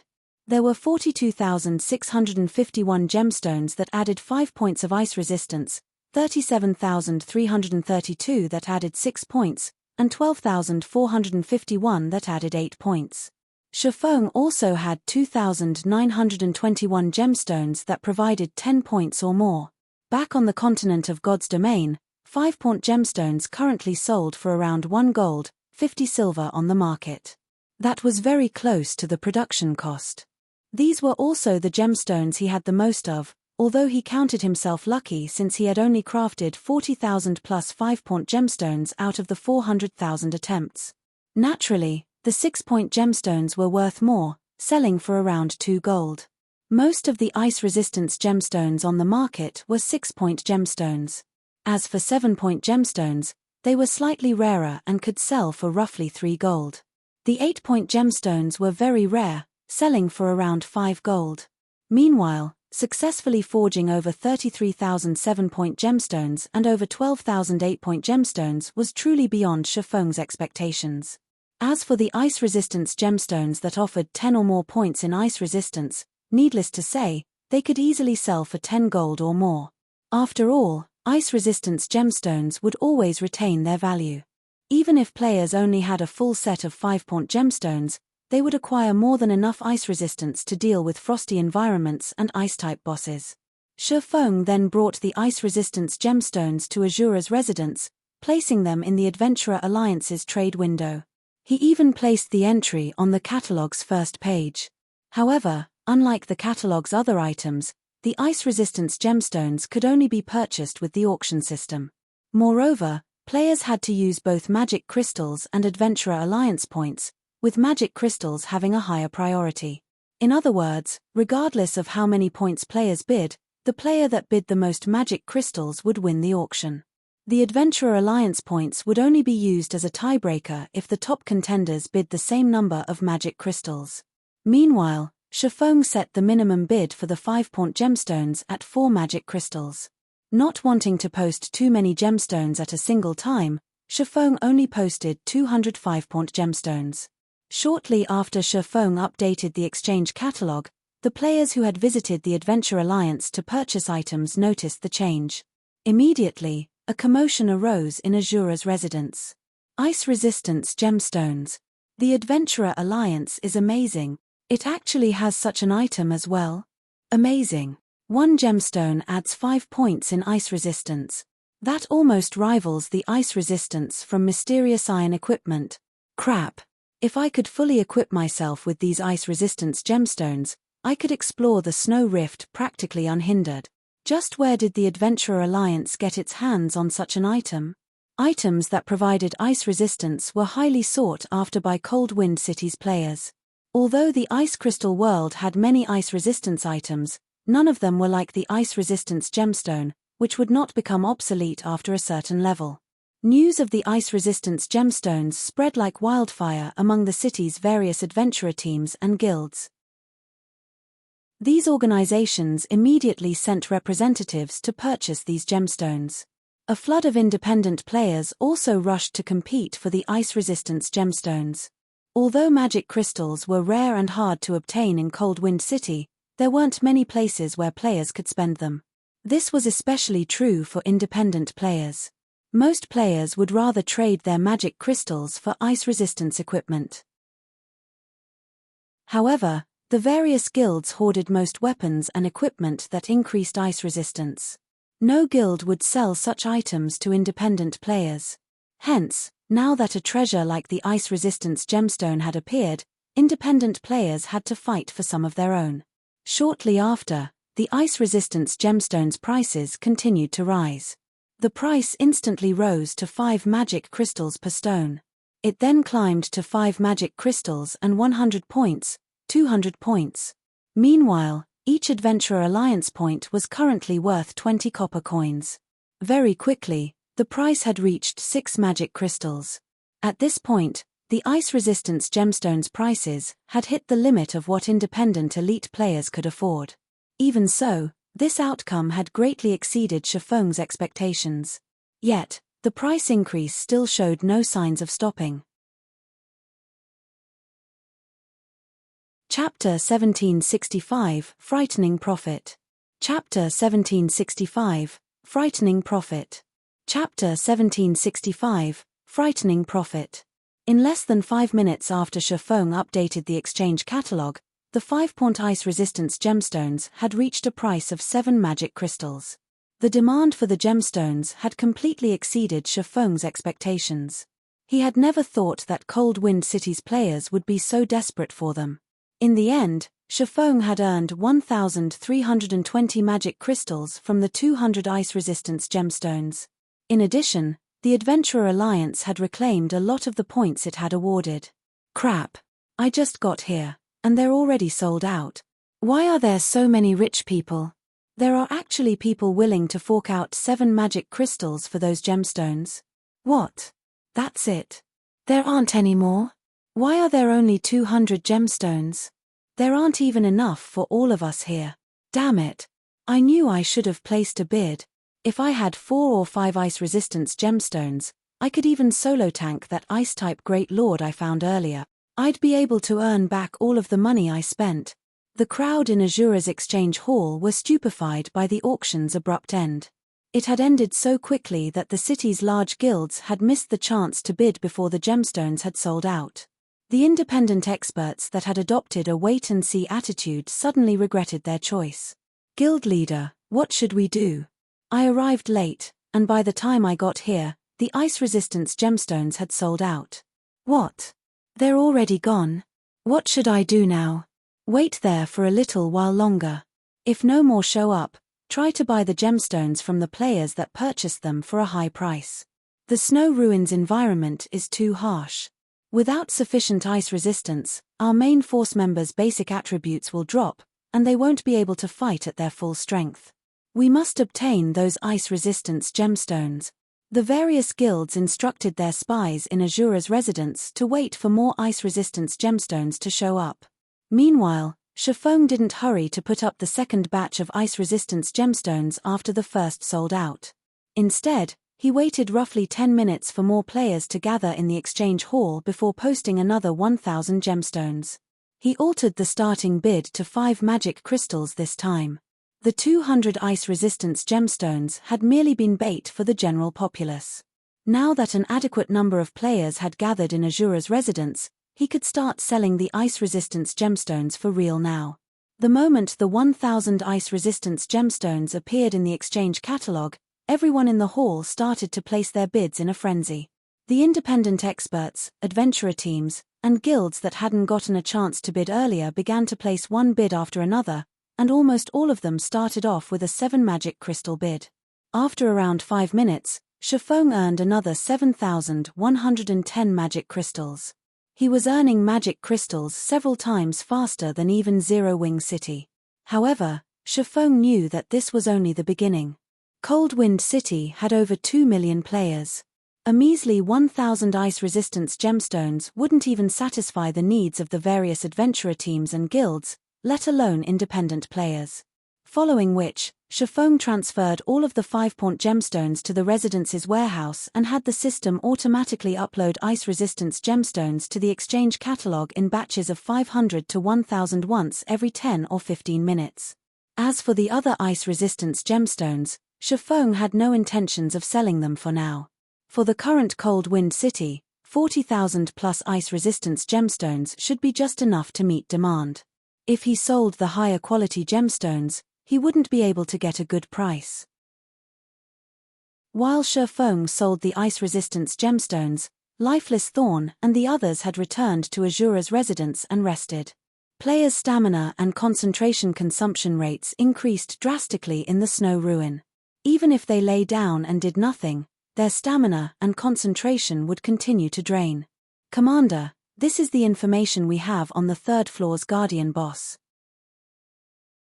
Although raiding this boss doesn't require a high amount of ice resistance, its passive skill, Frozen in Time, is very troublesome. This skill targets the top 20 DPS on the team and reduces their attack speed by 100%.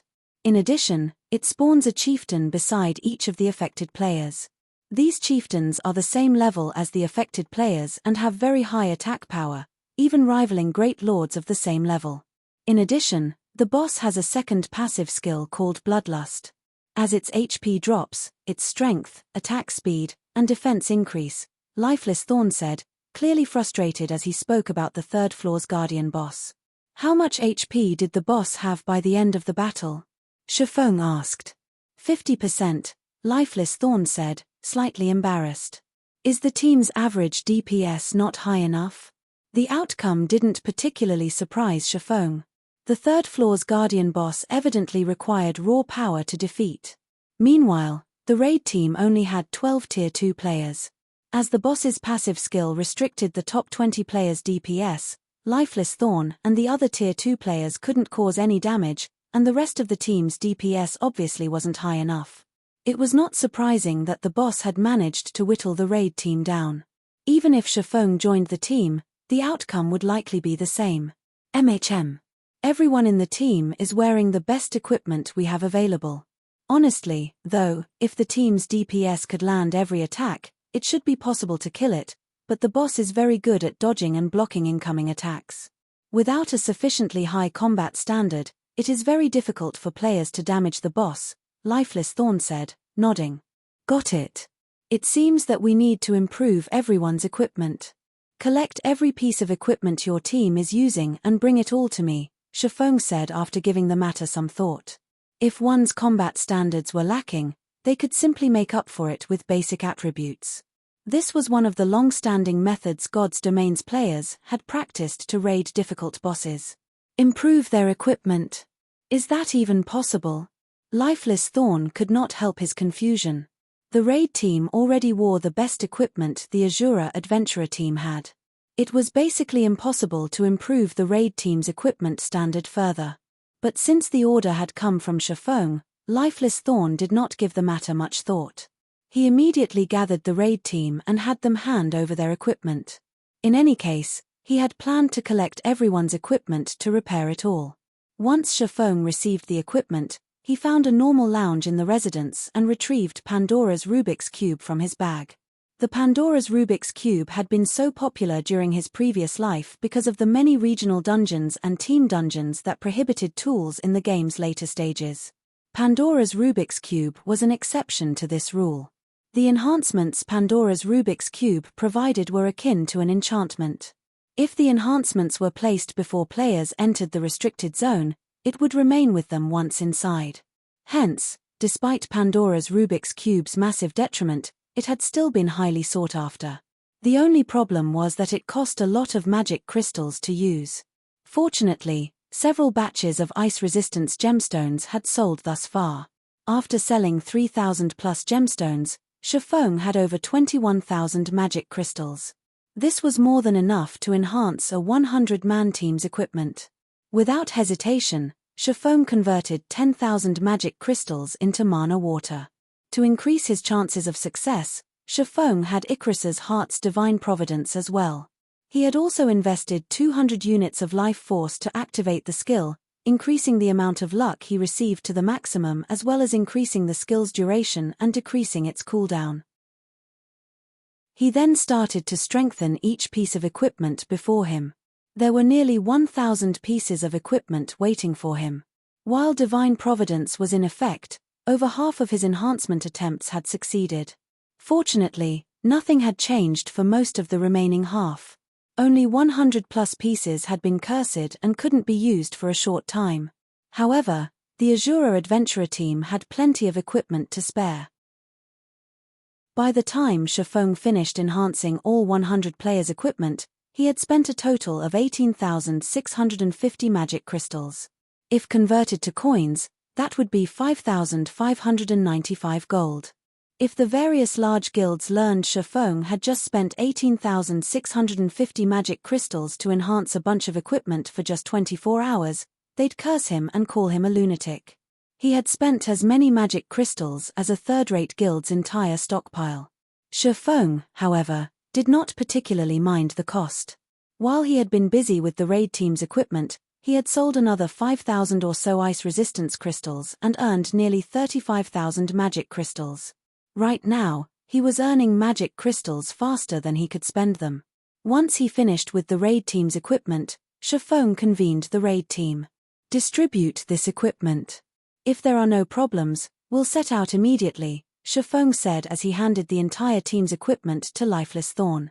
When Lifeless Thorn received the equipment and inspected the items, his mind froze. Commander, what did you do? The equipment's attributes have increased by so much. Lifeless Thorn could tell that most of the items Shifeng had handed him were the same items he had given the swordsman earlier, yet the attributes had undergone a massive transformation. He had never even heard of anything like this before. I only enhanced them slightly and gave every piece of equipment a temporary 15% attribute increase, Shifeng said. He had originally wanted to enhance the equipment with mana stones, but he hadn't had enough magic crystals on hand. Hence, he had to settle for the weaker version for now. 15%. For a moment, Lifeless Thorn wondered if he had misheard. If a piece of equipment were upgraded by a single rank, its basic attributes would improve by roughly 15%. In other words, Shifeng had effectively increased the raid team's overall equipment standard by an entire rank. Furthermore, the enhancement wasn't limited to basic attributes. Even the equipment skills had been upgraded by 15%. When the raid team's members received the equipment, they couldn't help but gape at the items. They even wondered if these were the items they had worn originally. Chapter 1766 Azura arrives. Chapter 1766 Azura arrives. Chapter 1766 Azura arrives. Cold Wind City, Snow Rift. The Snow Rift was a mountain range that stretched for several hundred kilometers, blocking the path that connected Cold Wind City to other cities. As players ventured deeper into the mountain range, they'd encounter more powerful monsters, even bosses over level 100. It was not a place that current players could casually explore.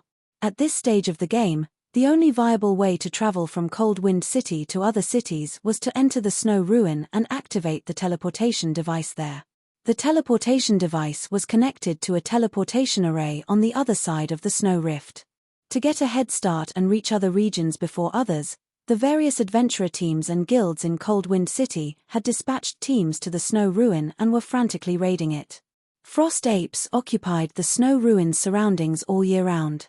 Not only were the Frost apes nimble, but they also knew how to arm themselves and fight like humans. Including the fact that they were used to the cold environments, they possessed very high combat power. Moreover, the weakest Frost ape around the Snow Ruin was a level 55 chieftain, with lords taking up the majority. The leader of each Frost ape patrol squad that wandered the Snow Ruin was even at the Great Lord rank. As the Snow Ruins area was a Frost ape nest, a very large number of Frost apes could be found around the ruin. Moreover, as players approached the Snow Ruin, they'd encounter stronger Frost apes. An ordinary 100-man elite team would have almost no chance of even getting close to the Snow Ruin, which even the Frost apes considered a forbidden land, let alone challenge the dungeon. Meanwhile, a short distance away, a 100-man team rapidly approached the Snow Ruin. Dozens of Frost apes charged at the team, including 5 great lords and over a dozen lords, yet despite such a force, the 100-man team pushed the monsters aside and continued with ease. Seeing this, the other 100-man teams some distance behind the advancing team could not help but grow envious. However, even though the other teams were jealous, they could do nothing about it. This was because the advancing team was Centurion Dynasty's main force. Every member was equipped with a minimum of level 50 mysterious iron equipment, with over half of their equipment consisting of level 50 secret silver equipment. A few of the leading figures even wore a few pieces of level 50 fine gold equipment. In contrast, the other teams barely had a handful of level 50 secret silver equipment among their players, not to mention fine gold equipment. These Frost apes are really persistent. They're always like this whenever we come here. Even after we kill one of them, another one just takes its place. Just getting into the Snow Ruin costs us a considerable amount of stamina and concentration, a level 53, Tier 2 Shield Warrior complained. Currently, the Shield Warrior used his Dark Grey Tower shield to hold back 3 level 57 Great Lord ranked Frost Ape captains. Although the Shield Warrior complained, his feet never stopped moving. He constantly maintained his aggro on the 3 Frost Ape captains, preventing the Great Lords from breaking past his team's defensive line and damaging to the rear line players. We're almost at the entrance. Ranged unit, prepare to open up a path. Everyone else, prepare to move. We can't waste too much stamina dealing with the Frost Ape Chieftain this time. Today, we must get through the first underground floor. A level 53, Tier 2 Berserker wielding a massive, silver greatsword shouted as he fought a Frost Ape captain on his own. Under the might of his Tier 2 skills, the Great Lord was forced to retreat. The players around the Berserker were in awe of the strength he displayed. This Tier 2 Berserker was none other than Sky Slicer, Centurion Dynasty's guild leader and one of Cold Wind City's top 10 experts. Meanwhile, roughly 500 yards away from Centurion Dynasty's team, a Frost Ape that was twice as large as the others watched the fight. This gigantic Frost Ape wore tattered armor and wielded twin sabers. Frost Ape Chieftain, humanoid creature, Grand Lord. Level 58. HP 64 000 00064 000. The Frost Ape Chieftain was the Snow Ruins' unofficial gatekeeper. The Grand Lord would attack any player that tried to approach the dungeon. Due to the Frost Ape Chieftain, many teams' expeditions to the ruin had been terminated before they got to it. Even the various guilds' main forces disliked dealing with the monster. As an ancient magic array, which increased stamina and concentration consumption, enveloped the snow ruined surroundings, players would lose a considerable amount of these resources if they fought the Frost Ape Captain. Even if they defeated the Grand Lord without complications, they would have a harder time challenging the snow ruin. Hence, the various guilds always tried to avoid the Grand Lord and reduce any unnecessary stamina and concentration consumption to focus on the dungeon. As Centurion Dynasty's main force moved within 100 yards of the Frost Ape Chieftain, the Grand Lord roared and charged at the team. 9 Great Lord-ranked Frost Ape guards followed closely behind. Quicksand, hold the Chieftain. The other MTS, take care of the guards. Ranged unit, use everything you have to repel the guards. Everyone else, charge into the ruin, Sky Slicer hurriedly shouted. With a battle cry, Quicksand, the level 53, Tier 2 shield warrior, raised his shield to receive the Frost Ape Chieftain's approaching slash, the muscles of his arms bulging. Boom! Quicksand was immediately forced to retreat by 5 steps, a damage over -10,000 appearing above his head. Meanwhile, the Frost Ape Chieftain's charge had abruptly halted. Though, seeing that its first attack had failed, the Grand Lord swung its other saber. Reacting quickly, Quicksand slanted his shield and deflected the attack, mitigating a significant portion of the force. At this time, the other MTS and Sky Slicer charged at the approaching Frost Ape guards. Under the combined bombardment of the team's ranged players, the team broke through the Frost Ape guards' blockade and opened a path into the snow ruin.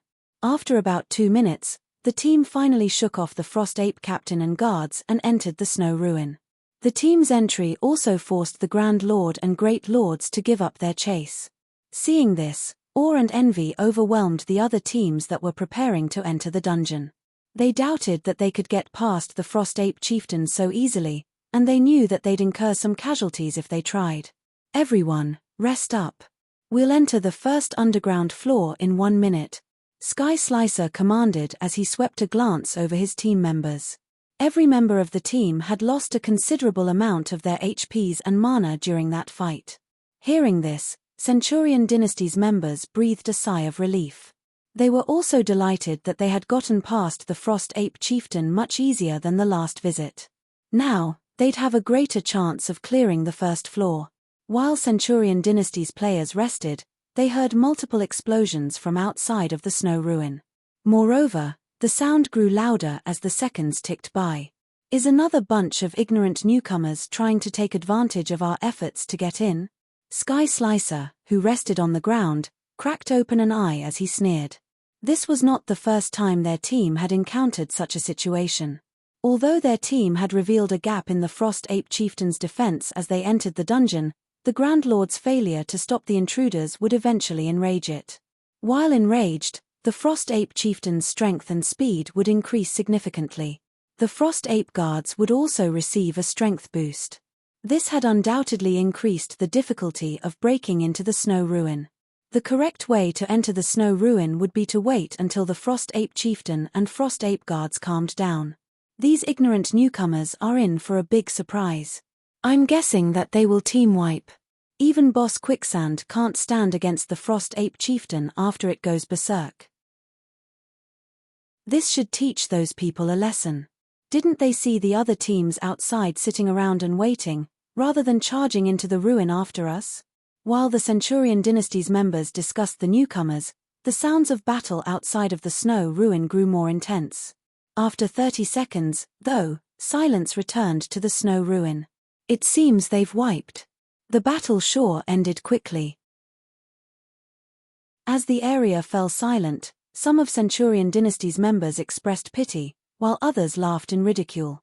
All right, let's get ready to set out, Sky Slicer said once he noticed that his team had mostly recovered.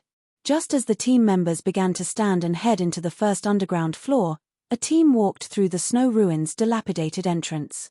Contrary to the raid team's expectations, however, these newcomers had lost barely any HP, let alone looking miserable. Moreover, the team still had all 100 of its members. What's going on? Sky Slicer stared at the intact 100-man team with wide eyes. Centurion Dynasty's other members also gaped at the newcomers. They simply couldn't believe their eyes. That was the enraged Frost Ape chieftain they were talking about. Who are these people? Hold on, isn't that Azura's lifeless thorn? It's the Azura adventurer team? Meanwhile, after glancing at Centurion Dynasty's members, Shifeng and the others moved past them into the snow ruins' first floor, leaving the stupefied guild members behind them. Chapter 1767, Hero Mode. Chapter 1767, Hero Mode. Chapter 1767, Hero Mode. In the quiet, dilapidated hall, Centurion Dynasty's members only snapped out of their daze after Shifeng and his team had entered the first underground floor. So strong. They actually managed to enter the ruin despite going up against the enraged Frost Ape chieftain. It's no wonder why they can reach the third underground floor. Why are they here again? Didn't they just head back to rest some time ago? That's Azura's commander leading the team. It seems that Azura plans to go all out in the raid. This is going to be interesting. I've heard that Hecate has also started raiding the snow ruin with everything they've got and has reached the fourth floor already. I wonder how Azura's raid team will fare. Although Azura is powerful, this is the snow ruin, where a team's overall strength matters more than the individual. I've heard that Hecate's main branch dispatched quite a few of its experts to ensure the guild's success in the raid. In terms of overall strength, Hecate's raid team should be far superior to Azura's. Azura will likely have a difficult time restoring its lost reputation. Indeed. The snow ruin's difficulty multiplies with each floor. Azura's team has been stuck on the third underground floor for several days now. Even if Azura's commander joins the raid, they'll probably still fail to beat the third floor's boss. Centurion Dynasty's members debated as they watched Azura's members depart. Although the Azura adventurer team had displayed frightening strength thus far, it was still only an adventurer team. Its foundations couldn't compare to Hecate's. Azura plans to compete with Hecate for first clear? Sky Slicer revealed a smile as he watched Shifeng's group disappear. It seems that we'll have to take advantage of this situation. Sky Slicer shared the opinion that Azura was no match for Hecate in the struggle for the snow ruins first clear. This was because he had already acquired some internal information regarding Hecate, so he knew just how powerful its current raid team was. The team had 19 Tier 2 players alone, and the guild had gathered the majority of its top combatants for the raid. Meanwhile, including Shifeng, Azura's raid team had 13 Tier 2 players. Among them, 3 had only recently been promoted. Just in terms of Tier 2 combatants, Hecate had quite the lead over Azura. It was safe to say that the Azura adventurer team had no hope of catching up to Hecate.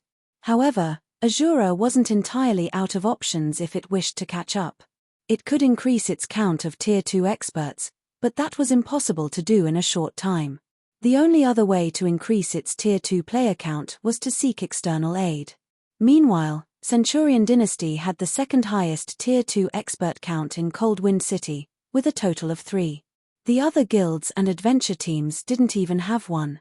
Azura would definitely seek cooperation with Centurion Dynasty to increase the number of Tier 2 players in its team. Naturally, Hecate would do the same.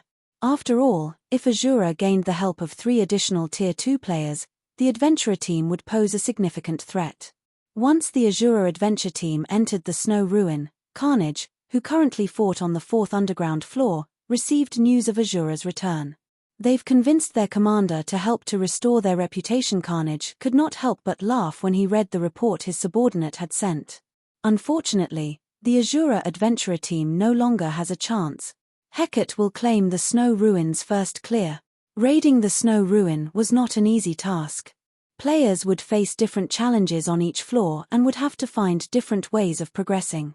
Moreover, as players descended into the ruin, not only would they face stronger guardian bosses, but the boss's respawn rate would also grow longer. The bosses on the first and second underground floors would respawn in 1 and 2 hours respectively. On the third floor, however, the respawn time would increase to 4 hours. Since the fourth floor was one away from the last, its guardian boss would require 48 hours to respawn. The system had set such long respawn times to prevent other teams from disturbing the raid. In addition, the Snow Ruins final boss was incredibly tough and required a lot of time to raid. Meanwhile, Hecate's team had reduced the fourth floor boss's HP to 50% already. They basically had this raid in the bag and would almost certainly progress to the fifth floor. Even if Azura reached the fourth floor, the adventurer team's efforts would be a waste. Not only would Azura fail to learn about the fourth floor boss, but it would also have to waste a full day for the boss to respawn. During this time, Hecate's team could research the final boss and find a way to defeat it. In other words, Azura's raid progress would lag behind Hecate's by at least 2 days. This was not an easy gap to bridge. Furthermore, some of Hecate's experts, who had left to challenge their Tier 2 promotions, should finish their promotion quests and return to the guild before the team raided the final boss. Then, Hecate would have even more Tier 2 players on its team. Meanwhile, Shifeng and his companions stood on the only teleportation array in the teleportation hall on the Snow Ruins' first underground floor. Esteemed adventurers, some of you already have the third underground floor's mark. You may teleport directly to the third underground floor. However, the Guardian boss has yet to respawn. Do you still wish to head to the third underground floor? A translucent elder's soul, who stood beside the teleportation array, asked Shifeng's group. It still hasn't respawned. Shifeng frowned slightly. He then continued, then, send us to the third underground floor's hero mode. Shifeng's declaration stunned his team members. Commander, that's the hero mode. Lifeless Thorn could not help but panic when he heard Shifeng choose the hero mode. The Snow Ruin was a special regional dungeon that had 2 difficulty settings, normal and hero. The 2 modes were independent and players would be sent to different spaces depending on the mode they chose. However, players only needed to clear the normal mode to reach the next floor. Aside from the better drops, hero mode didn't offer any benefits. However, this mode was far more difficult than normal mode. Most importantly, players would be barred from challenging the difficulty for a full week after each attempt. But before Azura's members could dissuade their commander, Shifeng confirmed the teleportation to the third underground floor's hero mode.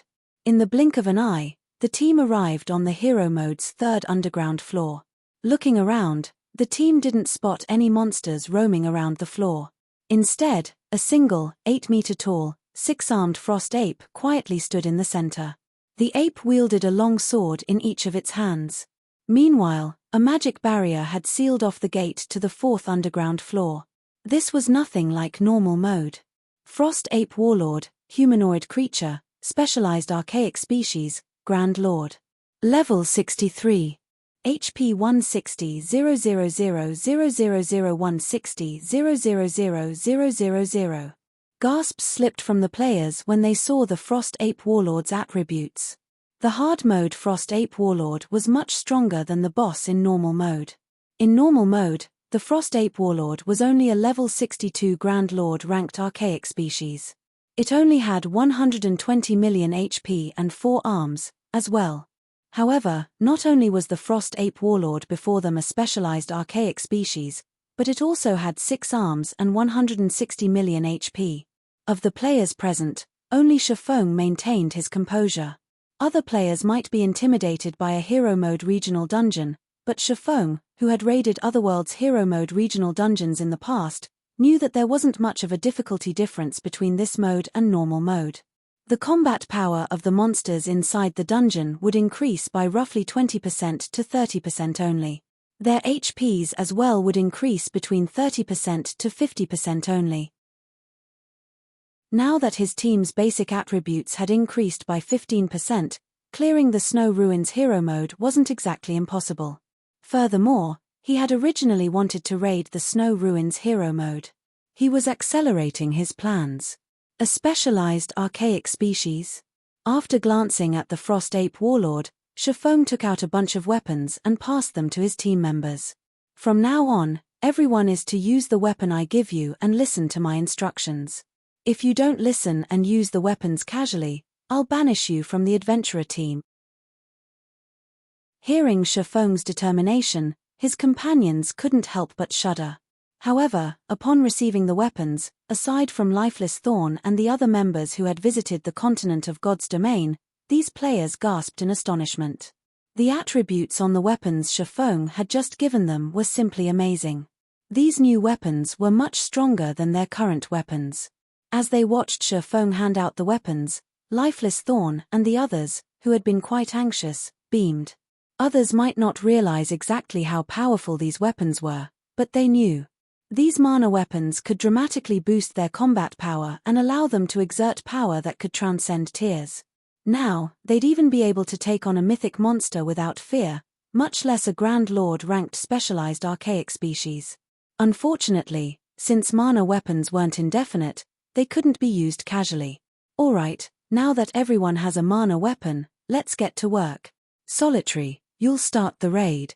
Shifeng commanded once everyone was properly equipped. On it. Solitary 9 licked his lips as he excitedly charged at the Frost Ape Warlord. Chapter 1768, Sockham's Blade.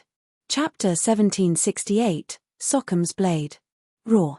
As Solitary 9 came within 150 yards of the Frost Ape Warlord, the Grand Lord abruptly opened its eyes and let loose an angry roar that echoed throughout the third underground floor.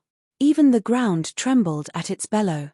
Without waiting for Solitary 9 to reach it, the Frost Ape Warlord advanced, its body transforming into a powerful gale as it charged at the Shield Warrior. In the blink of an eye, the Ape Warlord arrived before Solitary 9 and swung one of its longswords at the Shield Warrior. Reacting quickly, Solitary 9 raised his shield slightly and deflected the Ape Warlord's long sword, sending the weapon crashing into the ground beside him. Immediately after, he tightened his grip around his one-handed axe and swung it at the Ape Warlord, silver divine runes appearing on the head of the axe as it moved. Tier 2 skill, Angry Blow. In the next moment, the one-handed axe sneaked past the Frost Ape Warlord's defenses and landed on its body. Upon getting struck, the Grand Lord shrieked in pain. -51,854. Everyone present was dumbfounded at this damage. This number was too absurd. Previously, when going up against the normal mode Frost Ape Warlord, Solitary 9 could deal only a little over -20,000 damage when using a Tier 2 skill. Now, despite going up against the hero mode version, he actually more than doubled that damage. After getting struck, the Frost Ape Warlord became enraged. This time, it fiercely swung two of its long swords at Solitary 9. Upon seeing this, Solitary 9 executed a spiral jump. At the same time, his shield gave off a dazzling glow. Both long swords the Ape Warlord swung then involuntarily shifted to cut at the shield. Tier 2 defensive skill, Attack Redirection. When activated, Attack Redirection forced a target to land all of their attacks on the user's shield. At the same time, the user's defense would be increased by 100%, and the damage received, reduced by 50%. Attack Redirection was a very rare defensive skill. When both long swords landed on Solitary 9's shield, 2 damages of -2,600 appeared above his head. After the Shield Warrior reached level 55, his HP exceeded 65,000. This amount of damage was nothing to him. One healer would be enough to keep him alive and healthy. While Solitary 9 was still in midair, he used the opportunity to land another blow on the Frost Ape Warlord. -49,431. After this attack, the Shield Warrior had thoroughly pulled the Ape Warlord's aggro to himself. Now, only Solitary 9 existed in the Ape Warlord's eyes. Good. Everyone else, join in the fight. Shifeng commanded. Following Shifeng's command, everyone in the team surged forward. Taking the lead, Lifeless Thorn executed Thrusting Assault and stabbed his glowing Tier 3 mana spear at one of the Ape Warlord's joints, the blow forcefully redirecting the Ape Warlord's movements. A damage exceeding -90,000 also appeared above the Grand Lord's head. Meanwhile, Cleansing Whistle, Yang Ya, and the other Tier 2 players also triggered their respective mana weapons abilities, their attacks wreaking over -80,000 damage each. They dealt much higher damage than MTS like Solitary 9 and Dark Madness. Even without using their mana weapons ability, they could still mete out over -40,000 damage. As for the Tier 1 players in the team, when they activated their Tier 2 mana weapons, they could inflict over -30,000 damage with their attacks. If their weapons were in their passive state, they still dealt over -10,000 damage with each attack. This situation made everyone in the team feel as if the hero mode Frost Ape Warlord was actually easier to deal with than the normal mode one. Following which, the Ape Warlord's HP fell rapidly, reaching 90% after just a short moment. When its HP hit 90%, its two passive skills took effect. Immediately, the top 20 DPS of the team had their attack speed reduced by 100%. At the same time, the Grand Lord's attack power and defense rose. Everyone, attention! Use your weapons skill only when you are certain you can hit the boss. If you're not 100% certain, just attack normally. Dark, you and Solitary take turns attracting the boss's attention. Prioritize killing the mobs that appear. Shifeng instructed through the team chat. Although their attack speed had been reduced, that did not mean that their attack power had declined. So long as they could land their attacks on the boss, they could still deal damage. Following which, Shifeng activated Abyssal Curse, lowering the boss's attributes by 10%, giving his team an easier time against the boss. Due to the mana weapons, although the Frost Ape Warlord's two passive skills had taken effect, the Tier 1 players in the team were still able to deal over -10,000 damage with their attacks. They were not much weaker than an ordinary Tier 2 player. As a result, the boss's HP still decreased at a rapid pace. 80%, 60%, 30%. Despite the Grand Lord becoming increasingly powerful as its HP diminished, it still failed to cope with Azura's team, which effectively rivaled a 100-man team of Tier 2 players. When the Ape Warlord's HP fell to 20%, it abruptly raised its 6 longswords into the air and started gathering a large amount of mana around the weapons. It was clearly planning to use a powerful team wipe skill, something that the normal mode Frost Ape Warlord did not possess. Everyone, gather at my location. Shifeng did not grow flustered in this situation. After all, he had dealt with hero mode bosses plenty of times in the past, hence, he expected the Frost Ape Warlord to possess a team wipe skill. Everyone present was an expert. Upon hearing Shifeng's command, they speedily gathered around him. However, as the Ape Warlord's skill had a short channeling time of only 3 seconds, not everyone managed to get to Shifeng before the boss's skill activated. In the next moment, the Grand Lord rapidly brandished its 6 long swords simultaneously, sending energy blades flying in all directions. The power contained within those energy blades shattered even the sturdy stone floor. Meanwhile, the energy blades flew up to 100 yards before they disappeared. 3 players that failed to get within range of Shifeng's activated absolute domain were killed instantly. The frightening destructive power of the boss's team wipe skill had everyone alive gasping. However, after using its team wipe skill, the Frost Ape Warlord fell into a sluggish state, its movement speed decreasing significantly. This situation allowed Azura's members to land attacks on it more easily. In less than 2 minutes, the Frost Ape Warlord fell under Shifeng's Divine Providence enhanced attack, dropping a bunch of items around its corpse. Seeing the Frost Ape Warlord dead, everyone could not help but sigh ruefully. They never thought that the hero mode boss would be so easy to deal with. Even when Hecate's raid team challenged and defeated the normal mode Frost Ape Warlord, the team had lost over half of its members. On the other hand, they had defeated the hero mode version at the cost of only 3 lives.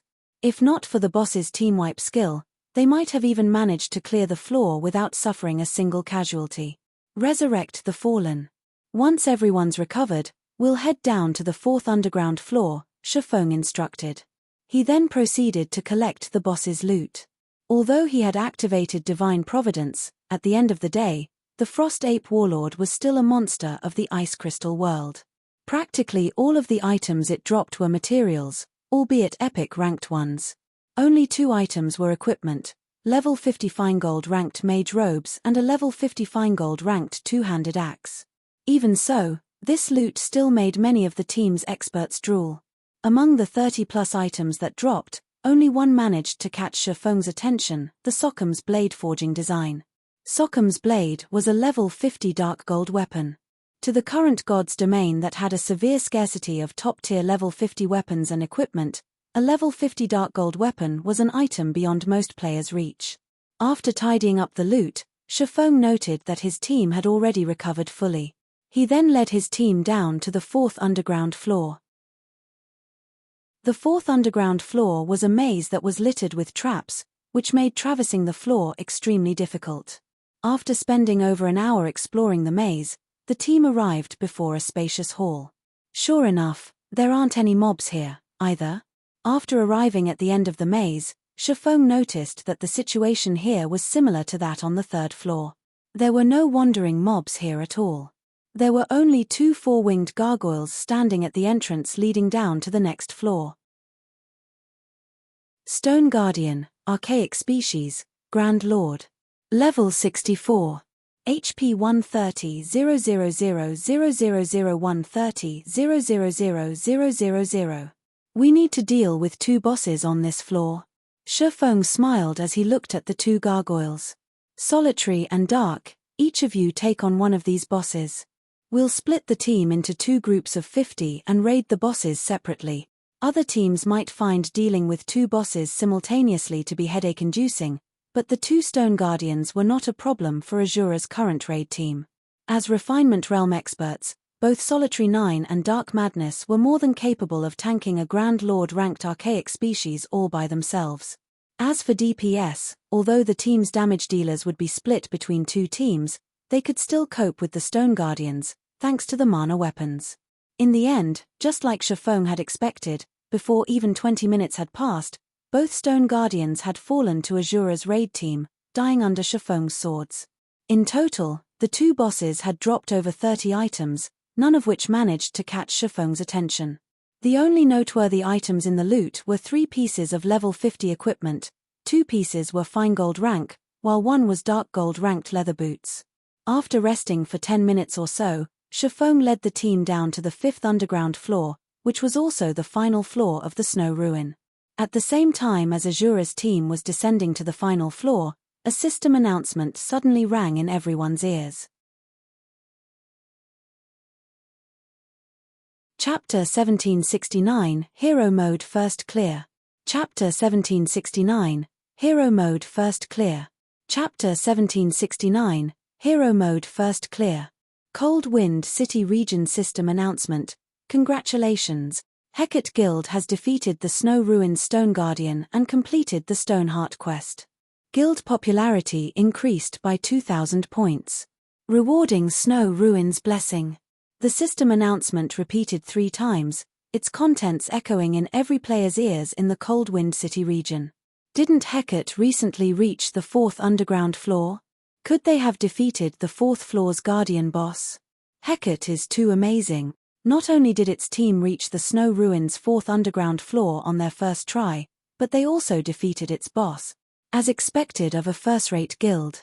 Other guilds and adventurer teams really can't compare. Now that Hecate's raid team has completed its guild quest and obtained the Snow Ruin's blessing, the team will have a much easier time raiding the Snow Ruin. It seems Hecate is sure to obtain the Snow Ruin's first clear this time.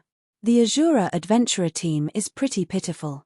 Despite its efforts to expand the Adventurer Alliance and collect rare materials, Hecate is still the more powerful organization.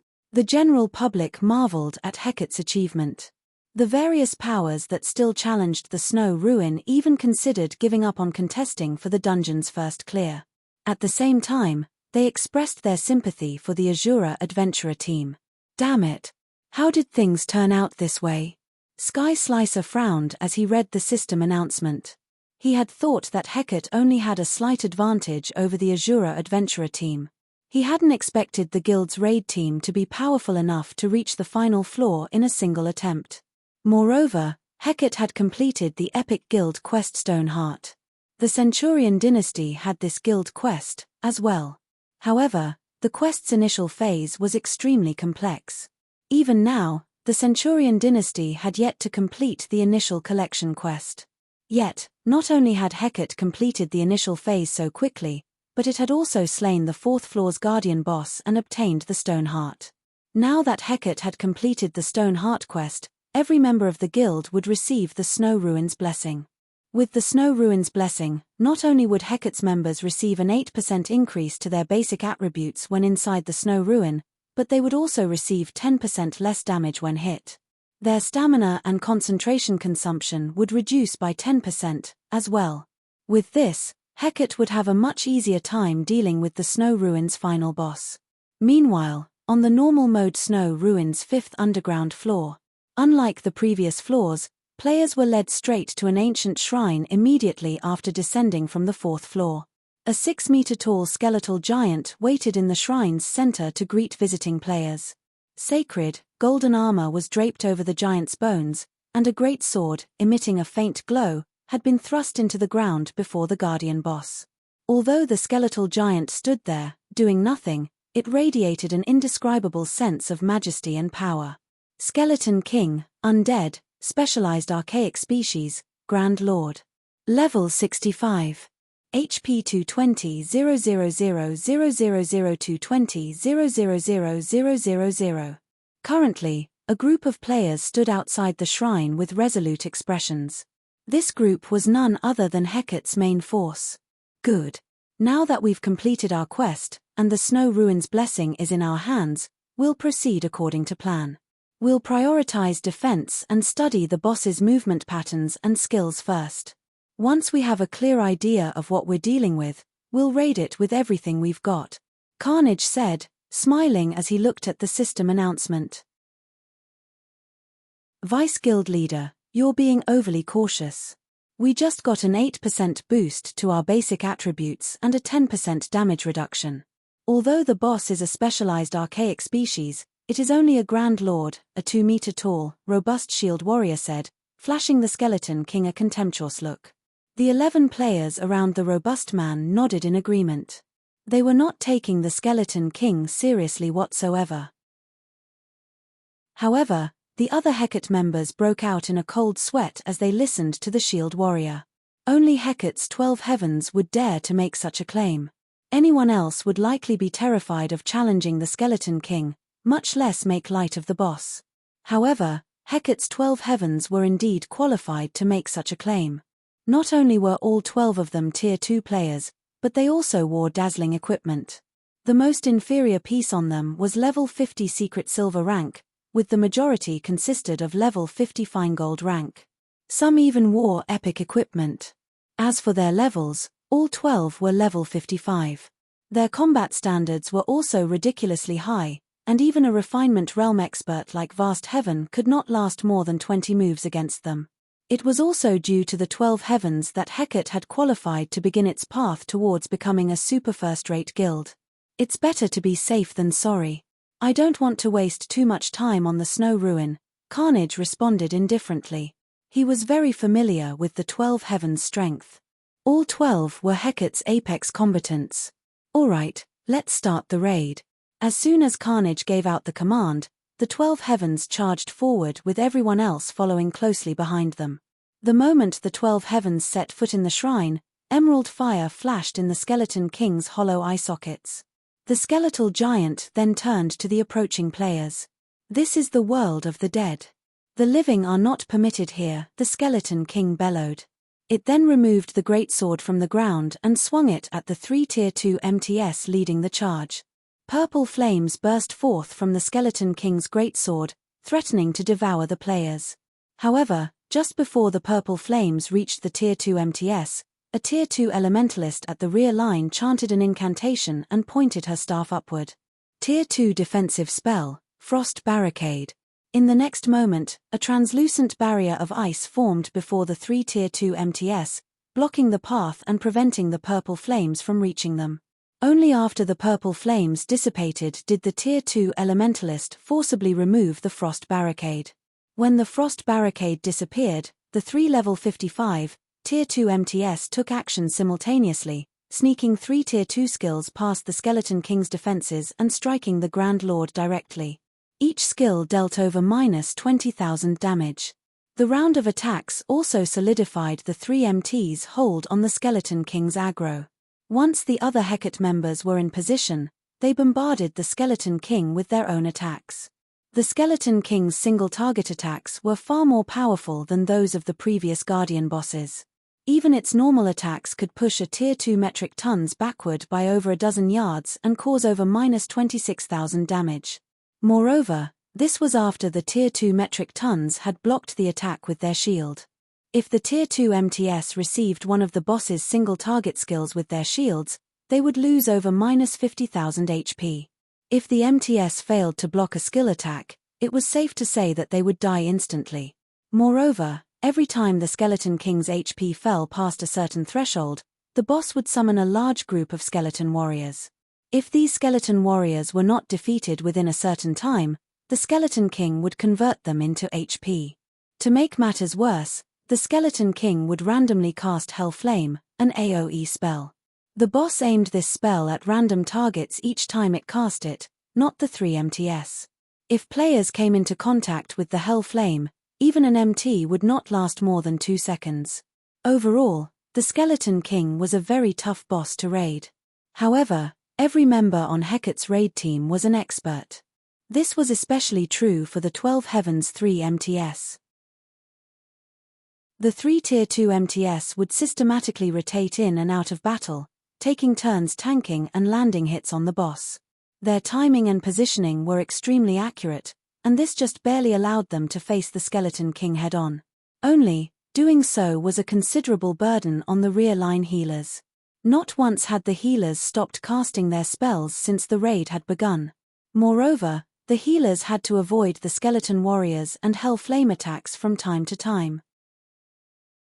In such a way, Hecate's raid team whittled down the Skeleton King. When the Skeleton King's HP fell to 50%, the Grand Lord went berserk and emerald fire wrapped around its great sword. Seeing this, Carnage commanded every player with a berserk skill to activate it. By the time the emerald flames faded, less than 70 players remained standing. Fortunately, all 3 Tier 2 MTS were still alive. However, this reduction in combat power made defeating the skeleton warriors far more difficult for Hecate's members. As both sides fought, both the Skeleton King's HP and Hecate's member count continuously decreased. 20%, 10%, 5%. By the time the Skeleton King collapsed, less than 20 players remained of Hecate's 100-man team. Only 7 of the 12 heavens had survived. The outcome had been gruesome.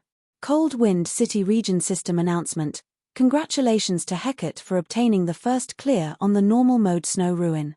Rewarding 2,000 guild popularity points and 300 Cold Wind City contribution points. We did it. Vice Guild Leader, as we predicted, we only needed 500 contribution points to take control of Cold Wind City. Now, we just need to complete a few epic ranked city quests to earn the remaining 200 contribution point. The Hecate members that were still alive could not help their excitement upon seeing the system announcement. Even Carnage's eyes glowed as a pleasant feeling warmed his heart. Meanwhile, news of Hecate's success shocked Cold Wind City's players. After this, Hecate's dominance over Cold Wind City was inevitable. In the future, Cold Wind City was bound to become Hecate's territory. However, as everyone expressed their surprise over the news, another system announcement reached their ears. Cold Wind City Region System announcement. Congratulations to the Azura Adventurer team for obtaining the first clear on the hero mode Snow Ruin. Rewarding Hero's Key and 500 Cold Wind City contribution points. Chapter 1770, Cold Wind City's Ruler. Chapter 1770, Cold Wind City's Ruler. Hellscythe _ Lucky Old Cat. As the system announcement rang out again, the members of Hecate's raid team, who were originally celebrating their attainment of the Snow Ruin's first clear, fell into a daze. Did I hear wrong? Hero mode's first clear? There must be a mistake. How could anyone possibly clear the hero mode at this stage of the game? Right. Previously, Azura's raid team couldn't even beat the third floor boss. How could it possibly beat the hero mode's final boss? As Hecate's members stared at the latest system announcement, they could not bring themselves to believe what they were seeing was true. The Hero Mode Snow Ruins difficulty was significantly greater than the normal mode versions.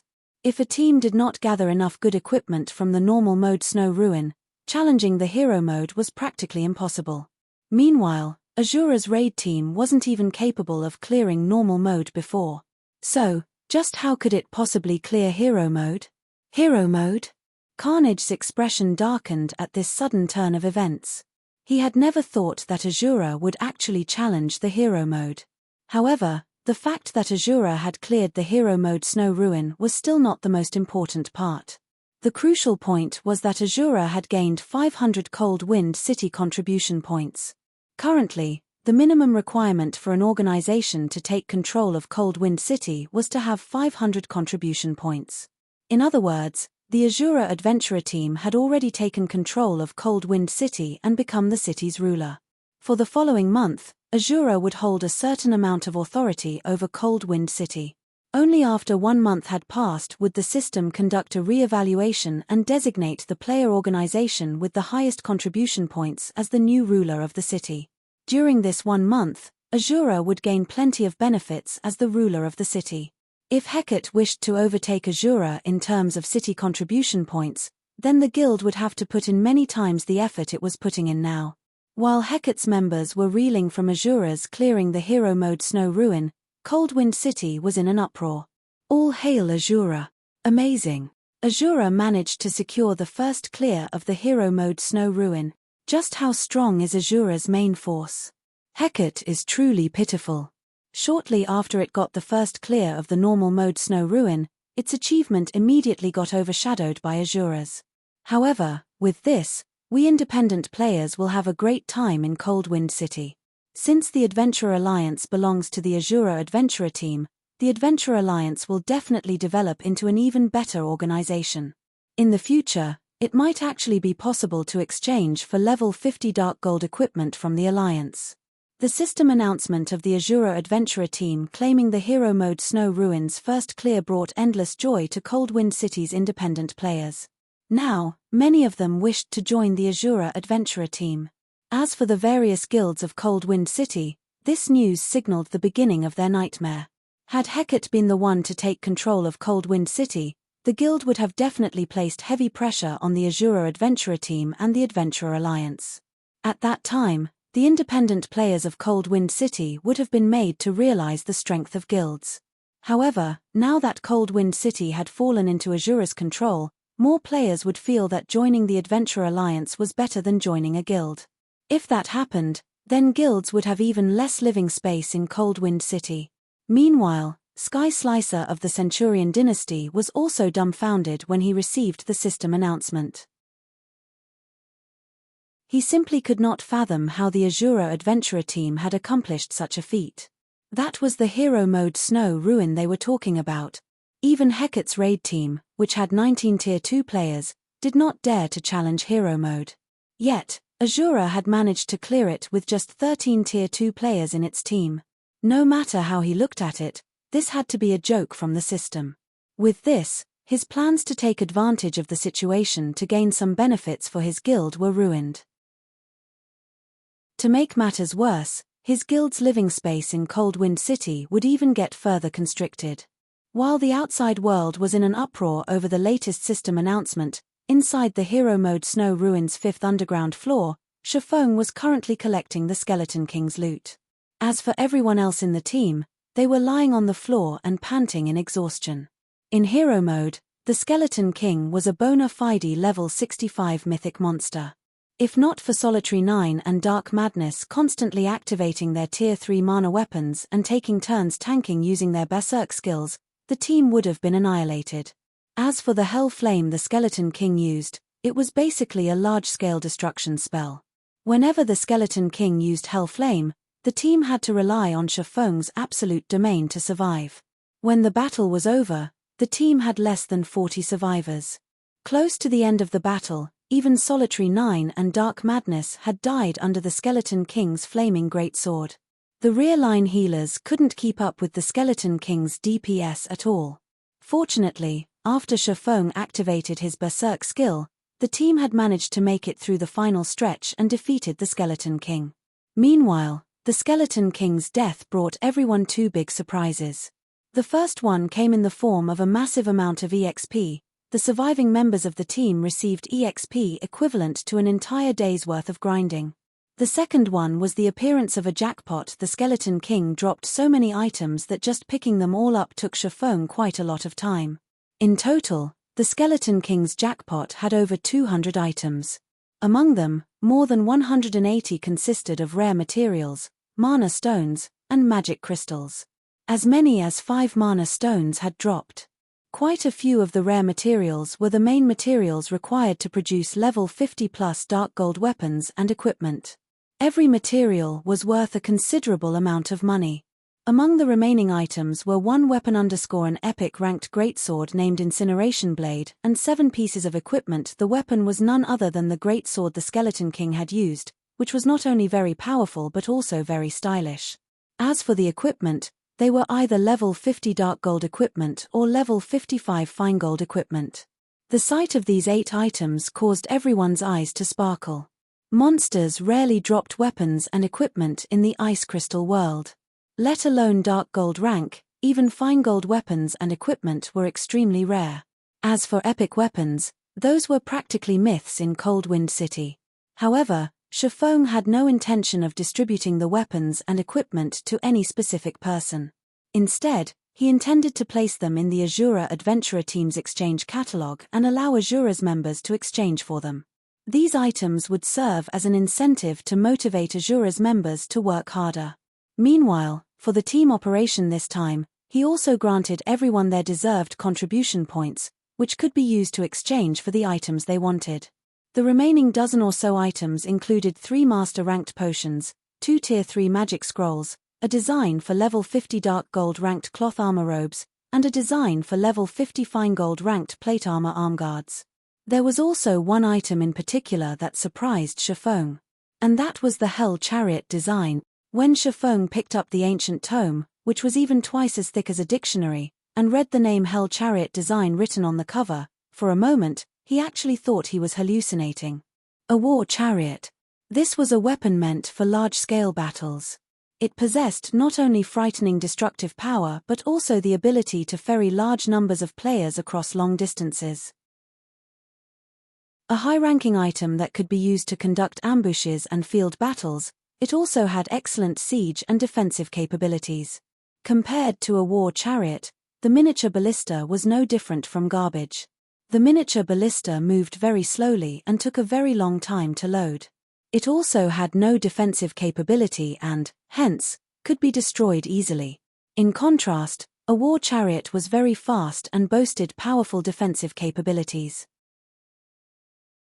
A war chariot could ensure that the players riding inside did not receive any damage from attacks, somewhat similar to the ships at sea. Chiffon had never imagined that the Snow Ruins final boss would drop such an item. In terms of value, all the other items the Skeleton King dropped combined were not even worth 1/5 of the Hell Chariot design. After taking a few deep breaths and calming himself down, Chiffon activated Omniscient Eyes and appraised the Hell Chariot design. He wanted to know what rank the chariot design was exactly.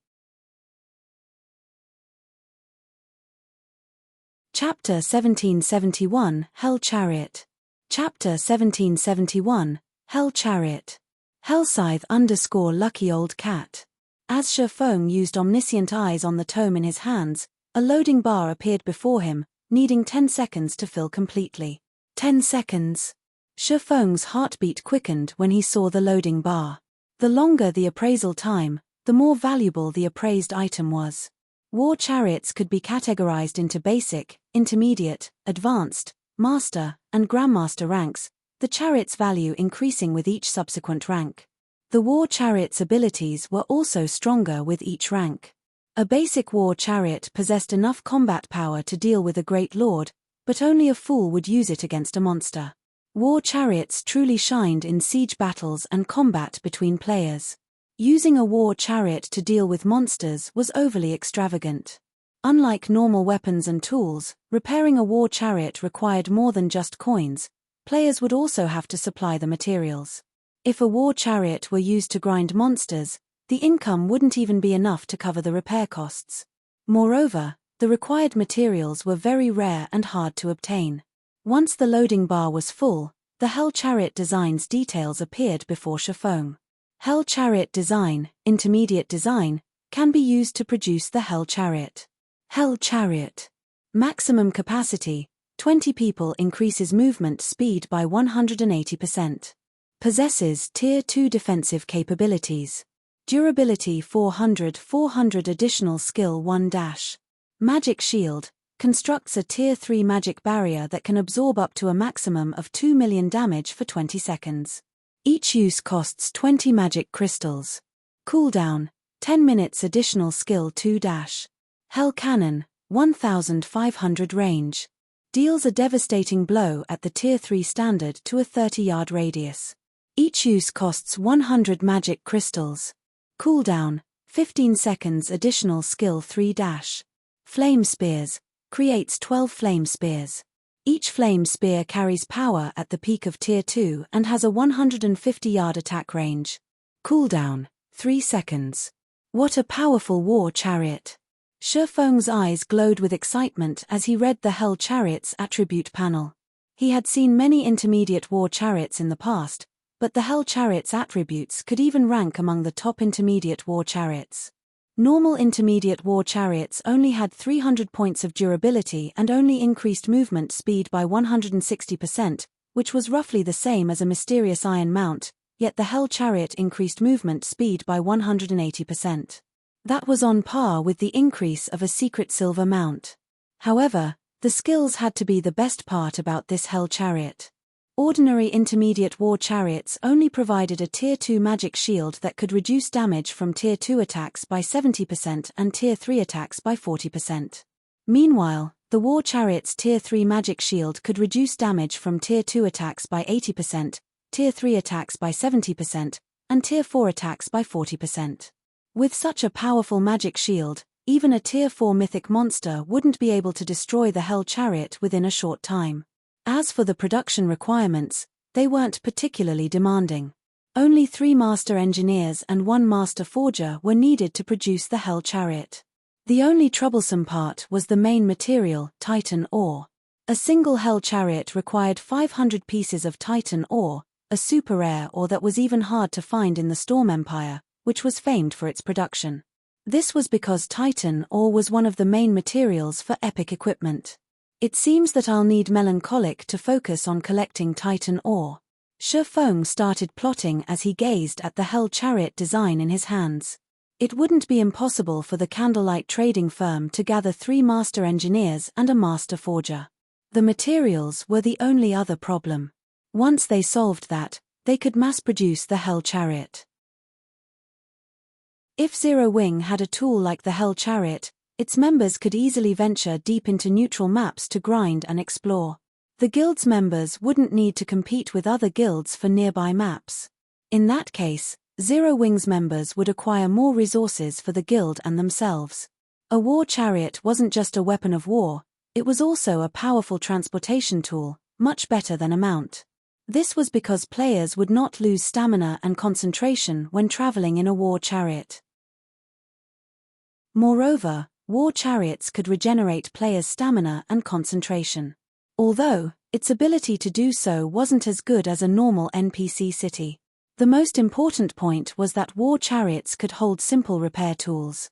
This allowed players to repair their weapons and equipment without visiting a smithy. Only, the repair fees were extremely high, 3 times a city's prices. Also, there was a limit to how many repairs a war chariot could conduct. The simple repair tools that could be loaded onto an intermediate war chariot could only repair up to a maximum of 10,000 points of durability. However, to expert teams that valued time over money, this was a wonderful perk. Following which, Shifeng carefully stored the Hell Chariot design and inspected the hero's key, which he had acquired for securing the first clear of the hero mode Snow Ruin. Hero's key, Snow Ruin, dark gold rank item. Can be used to activate the Snow Ruin's primordial teleportation magic array. Can teleport up to a maximum of 500 players to the other side of the teleportation array. Cooldown, 144 hours, 3 natural days. As expected of the first clear reward for hero mode. The system actually gave out such an item. Shifeng was astonished as he read the Hero's Keys attribute panel. Unlike on the continent of God's domain, traveling between cities in any otherworld was not an easy task. If Otherworld's players wished to visit other cities, they had to acquire an entry permit. The teleportation function between two cities would only activate after a certain number of players had secured entry permits.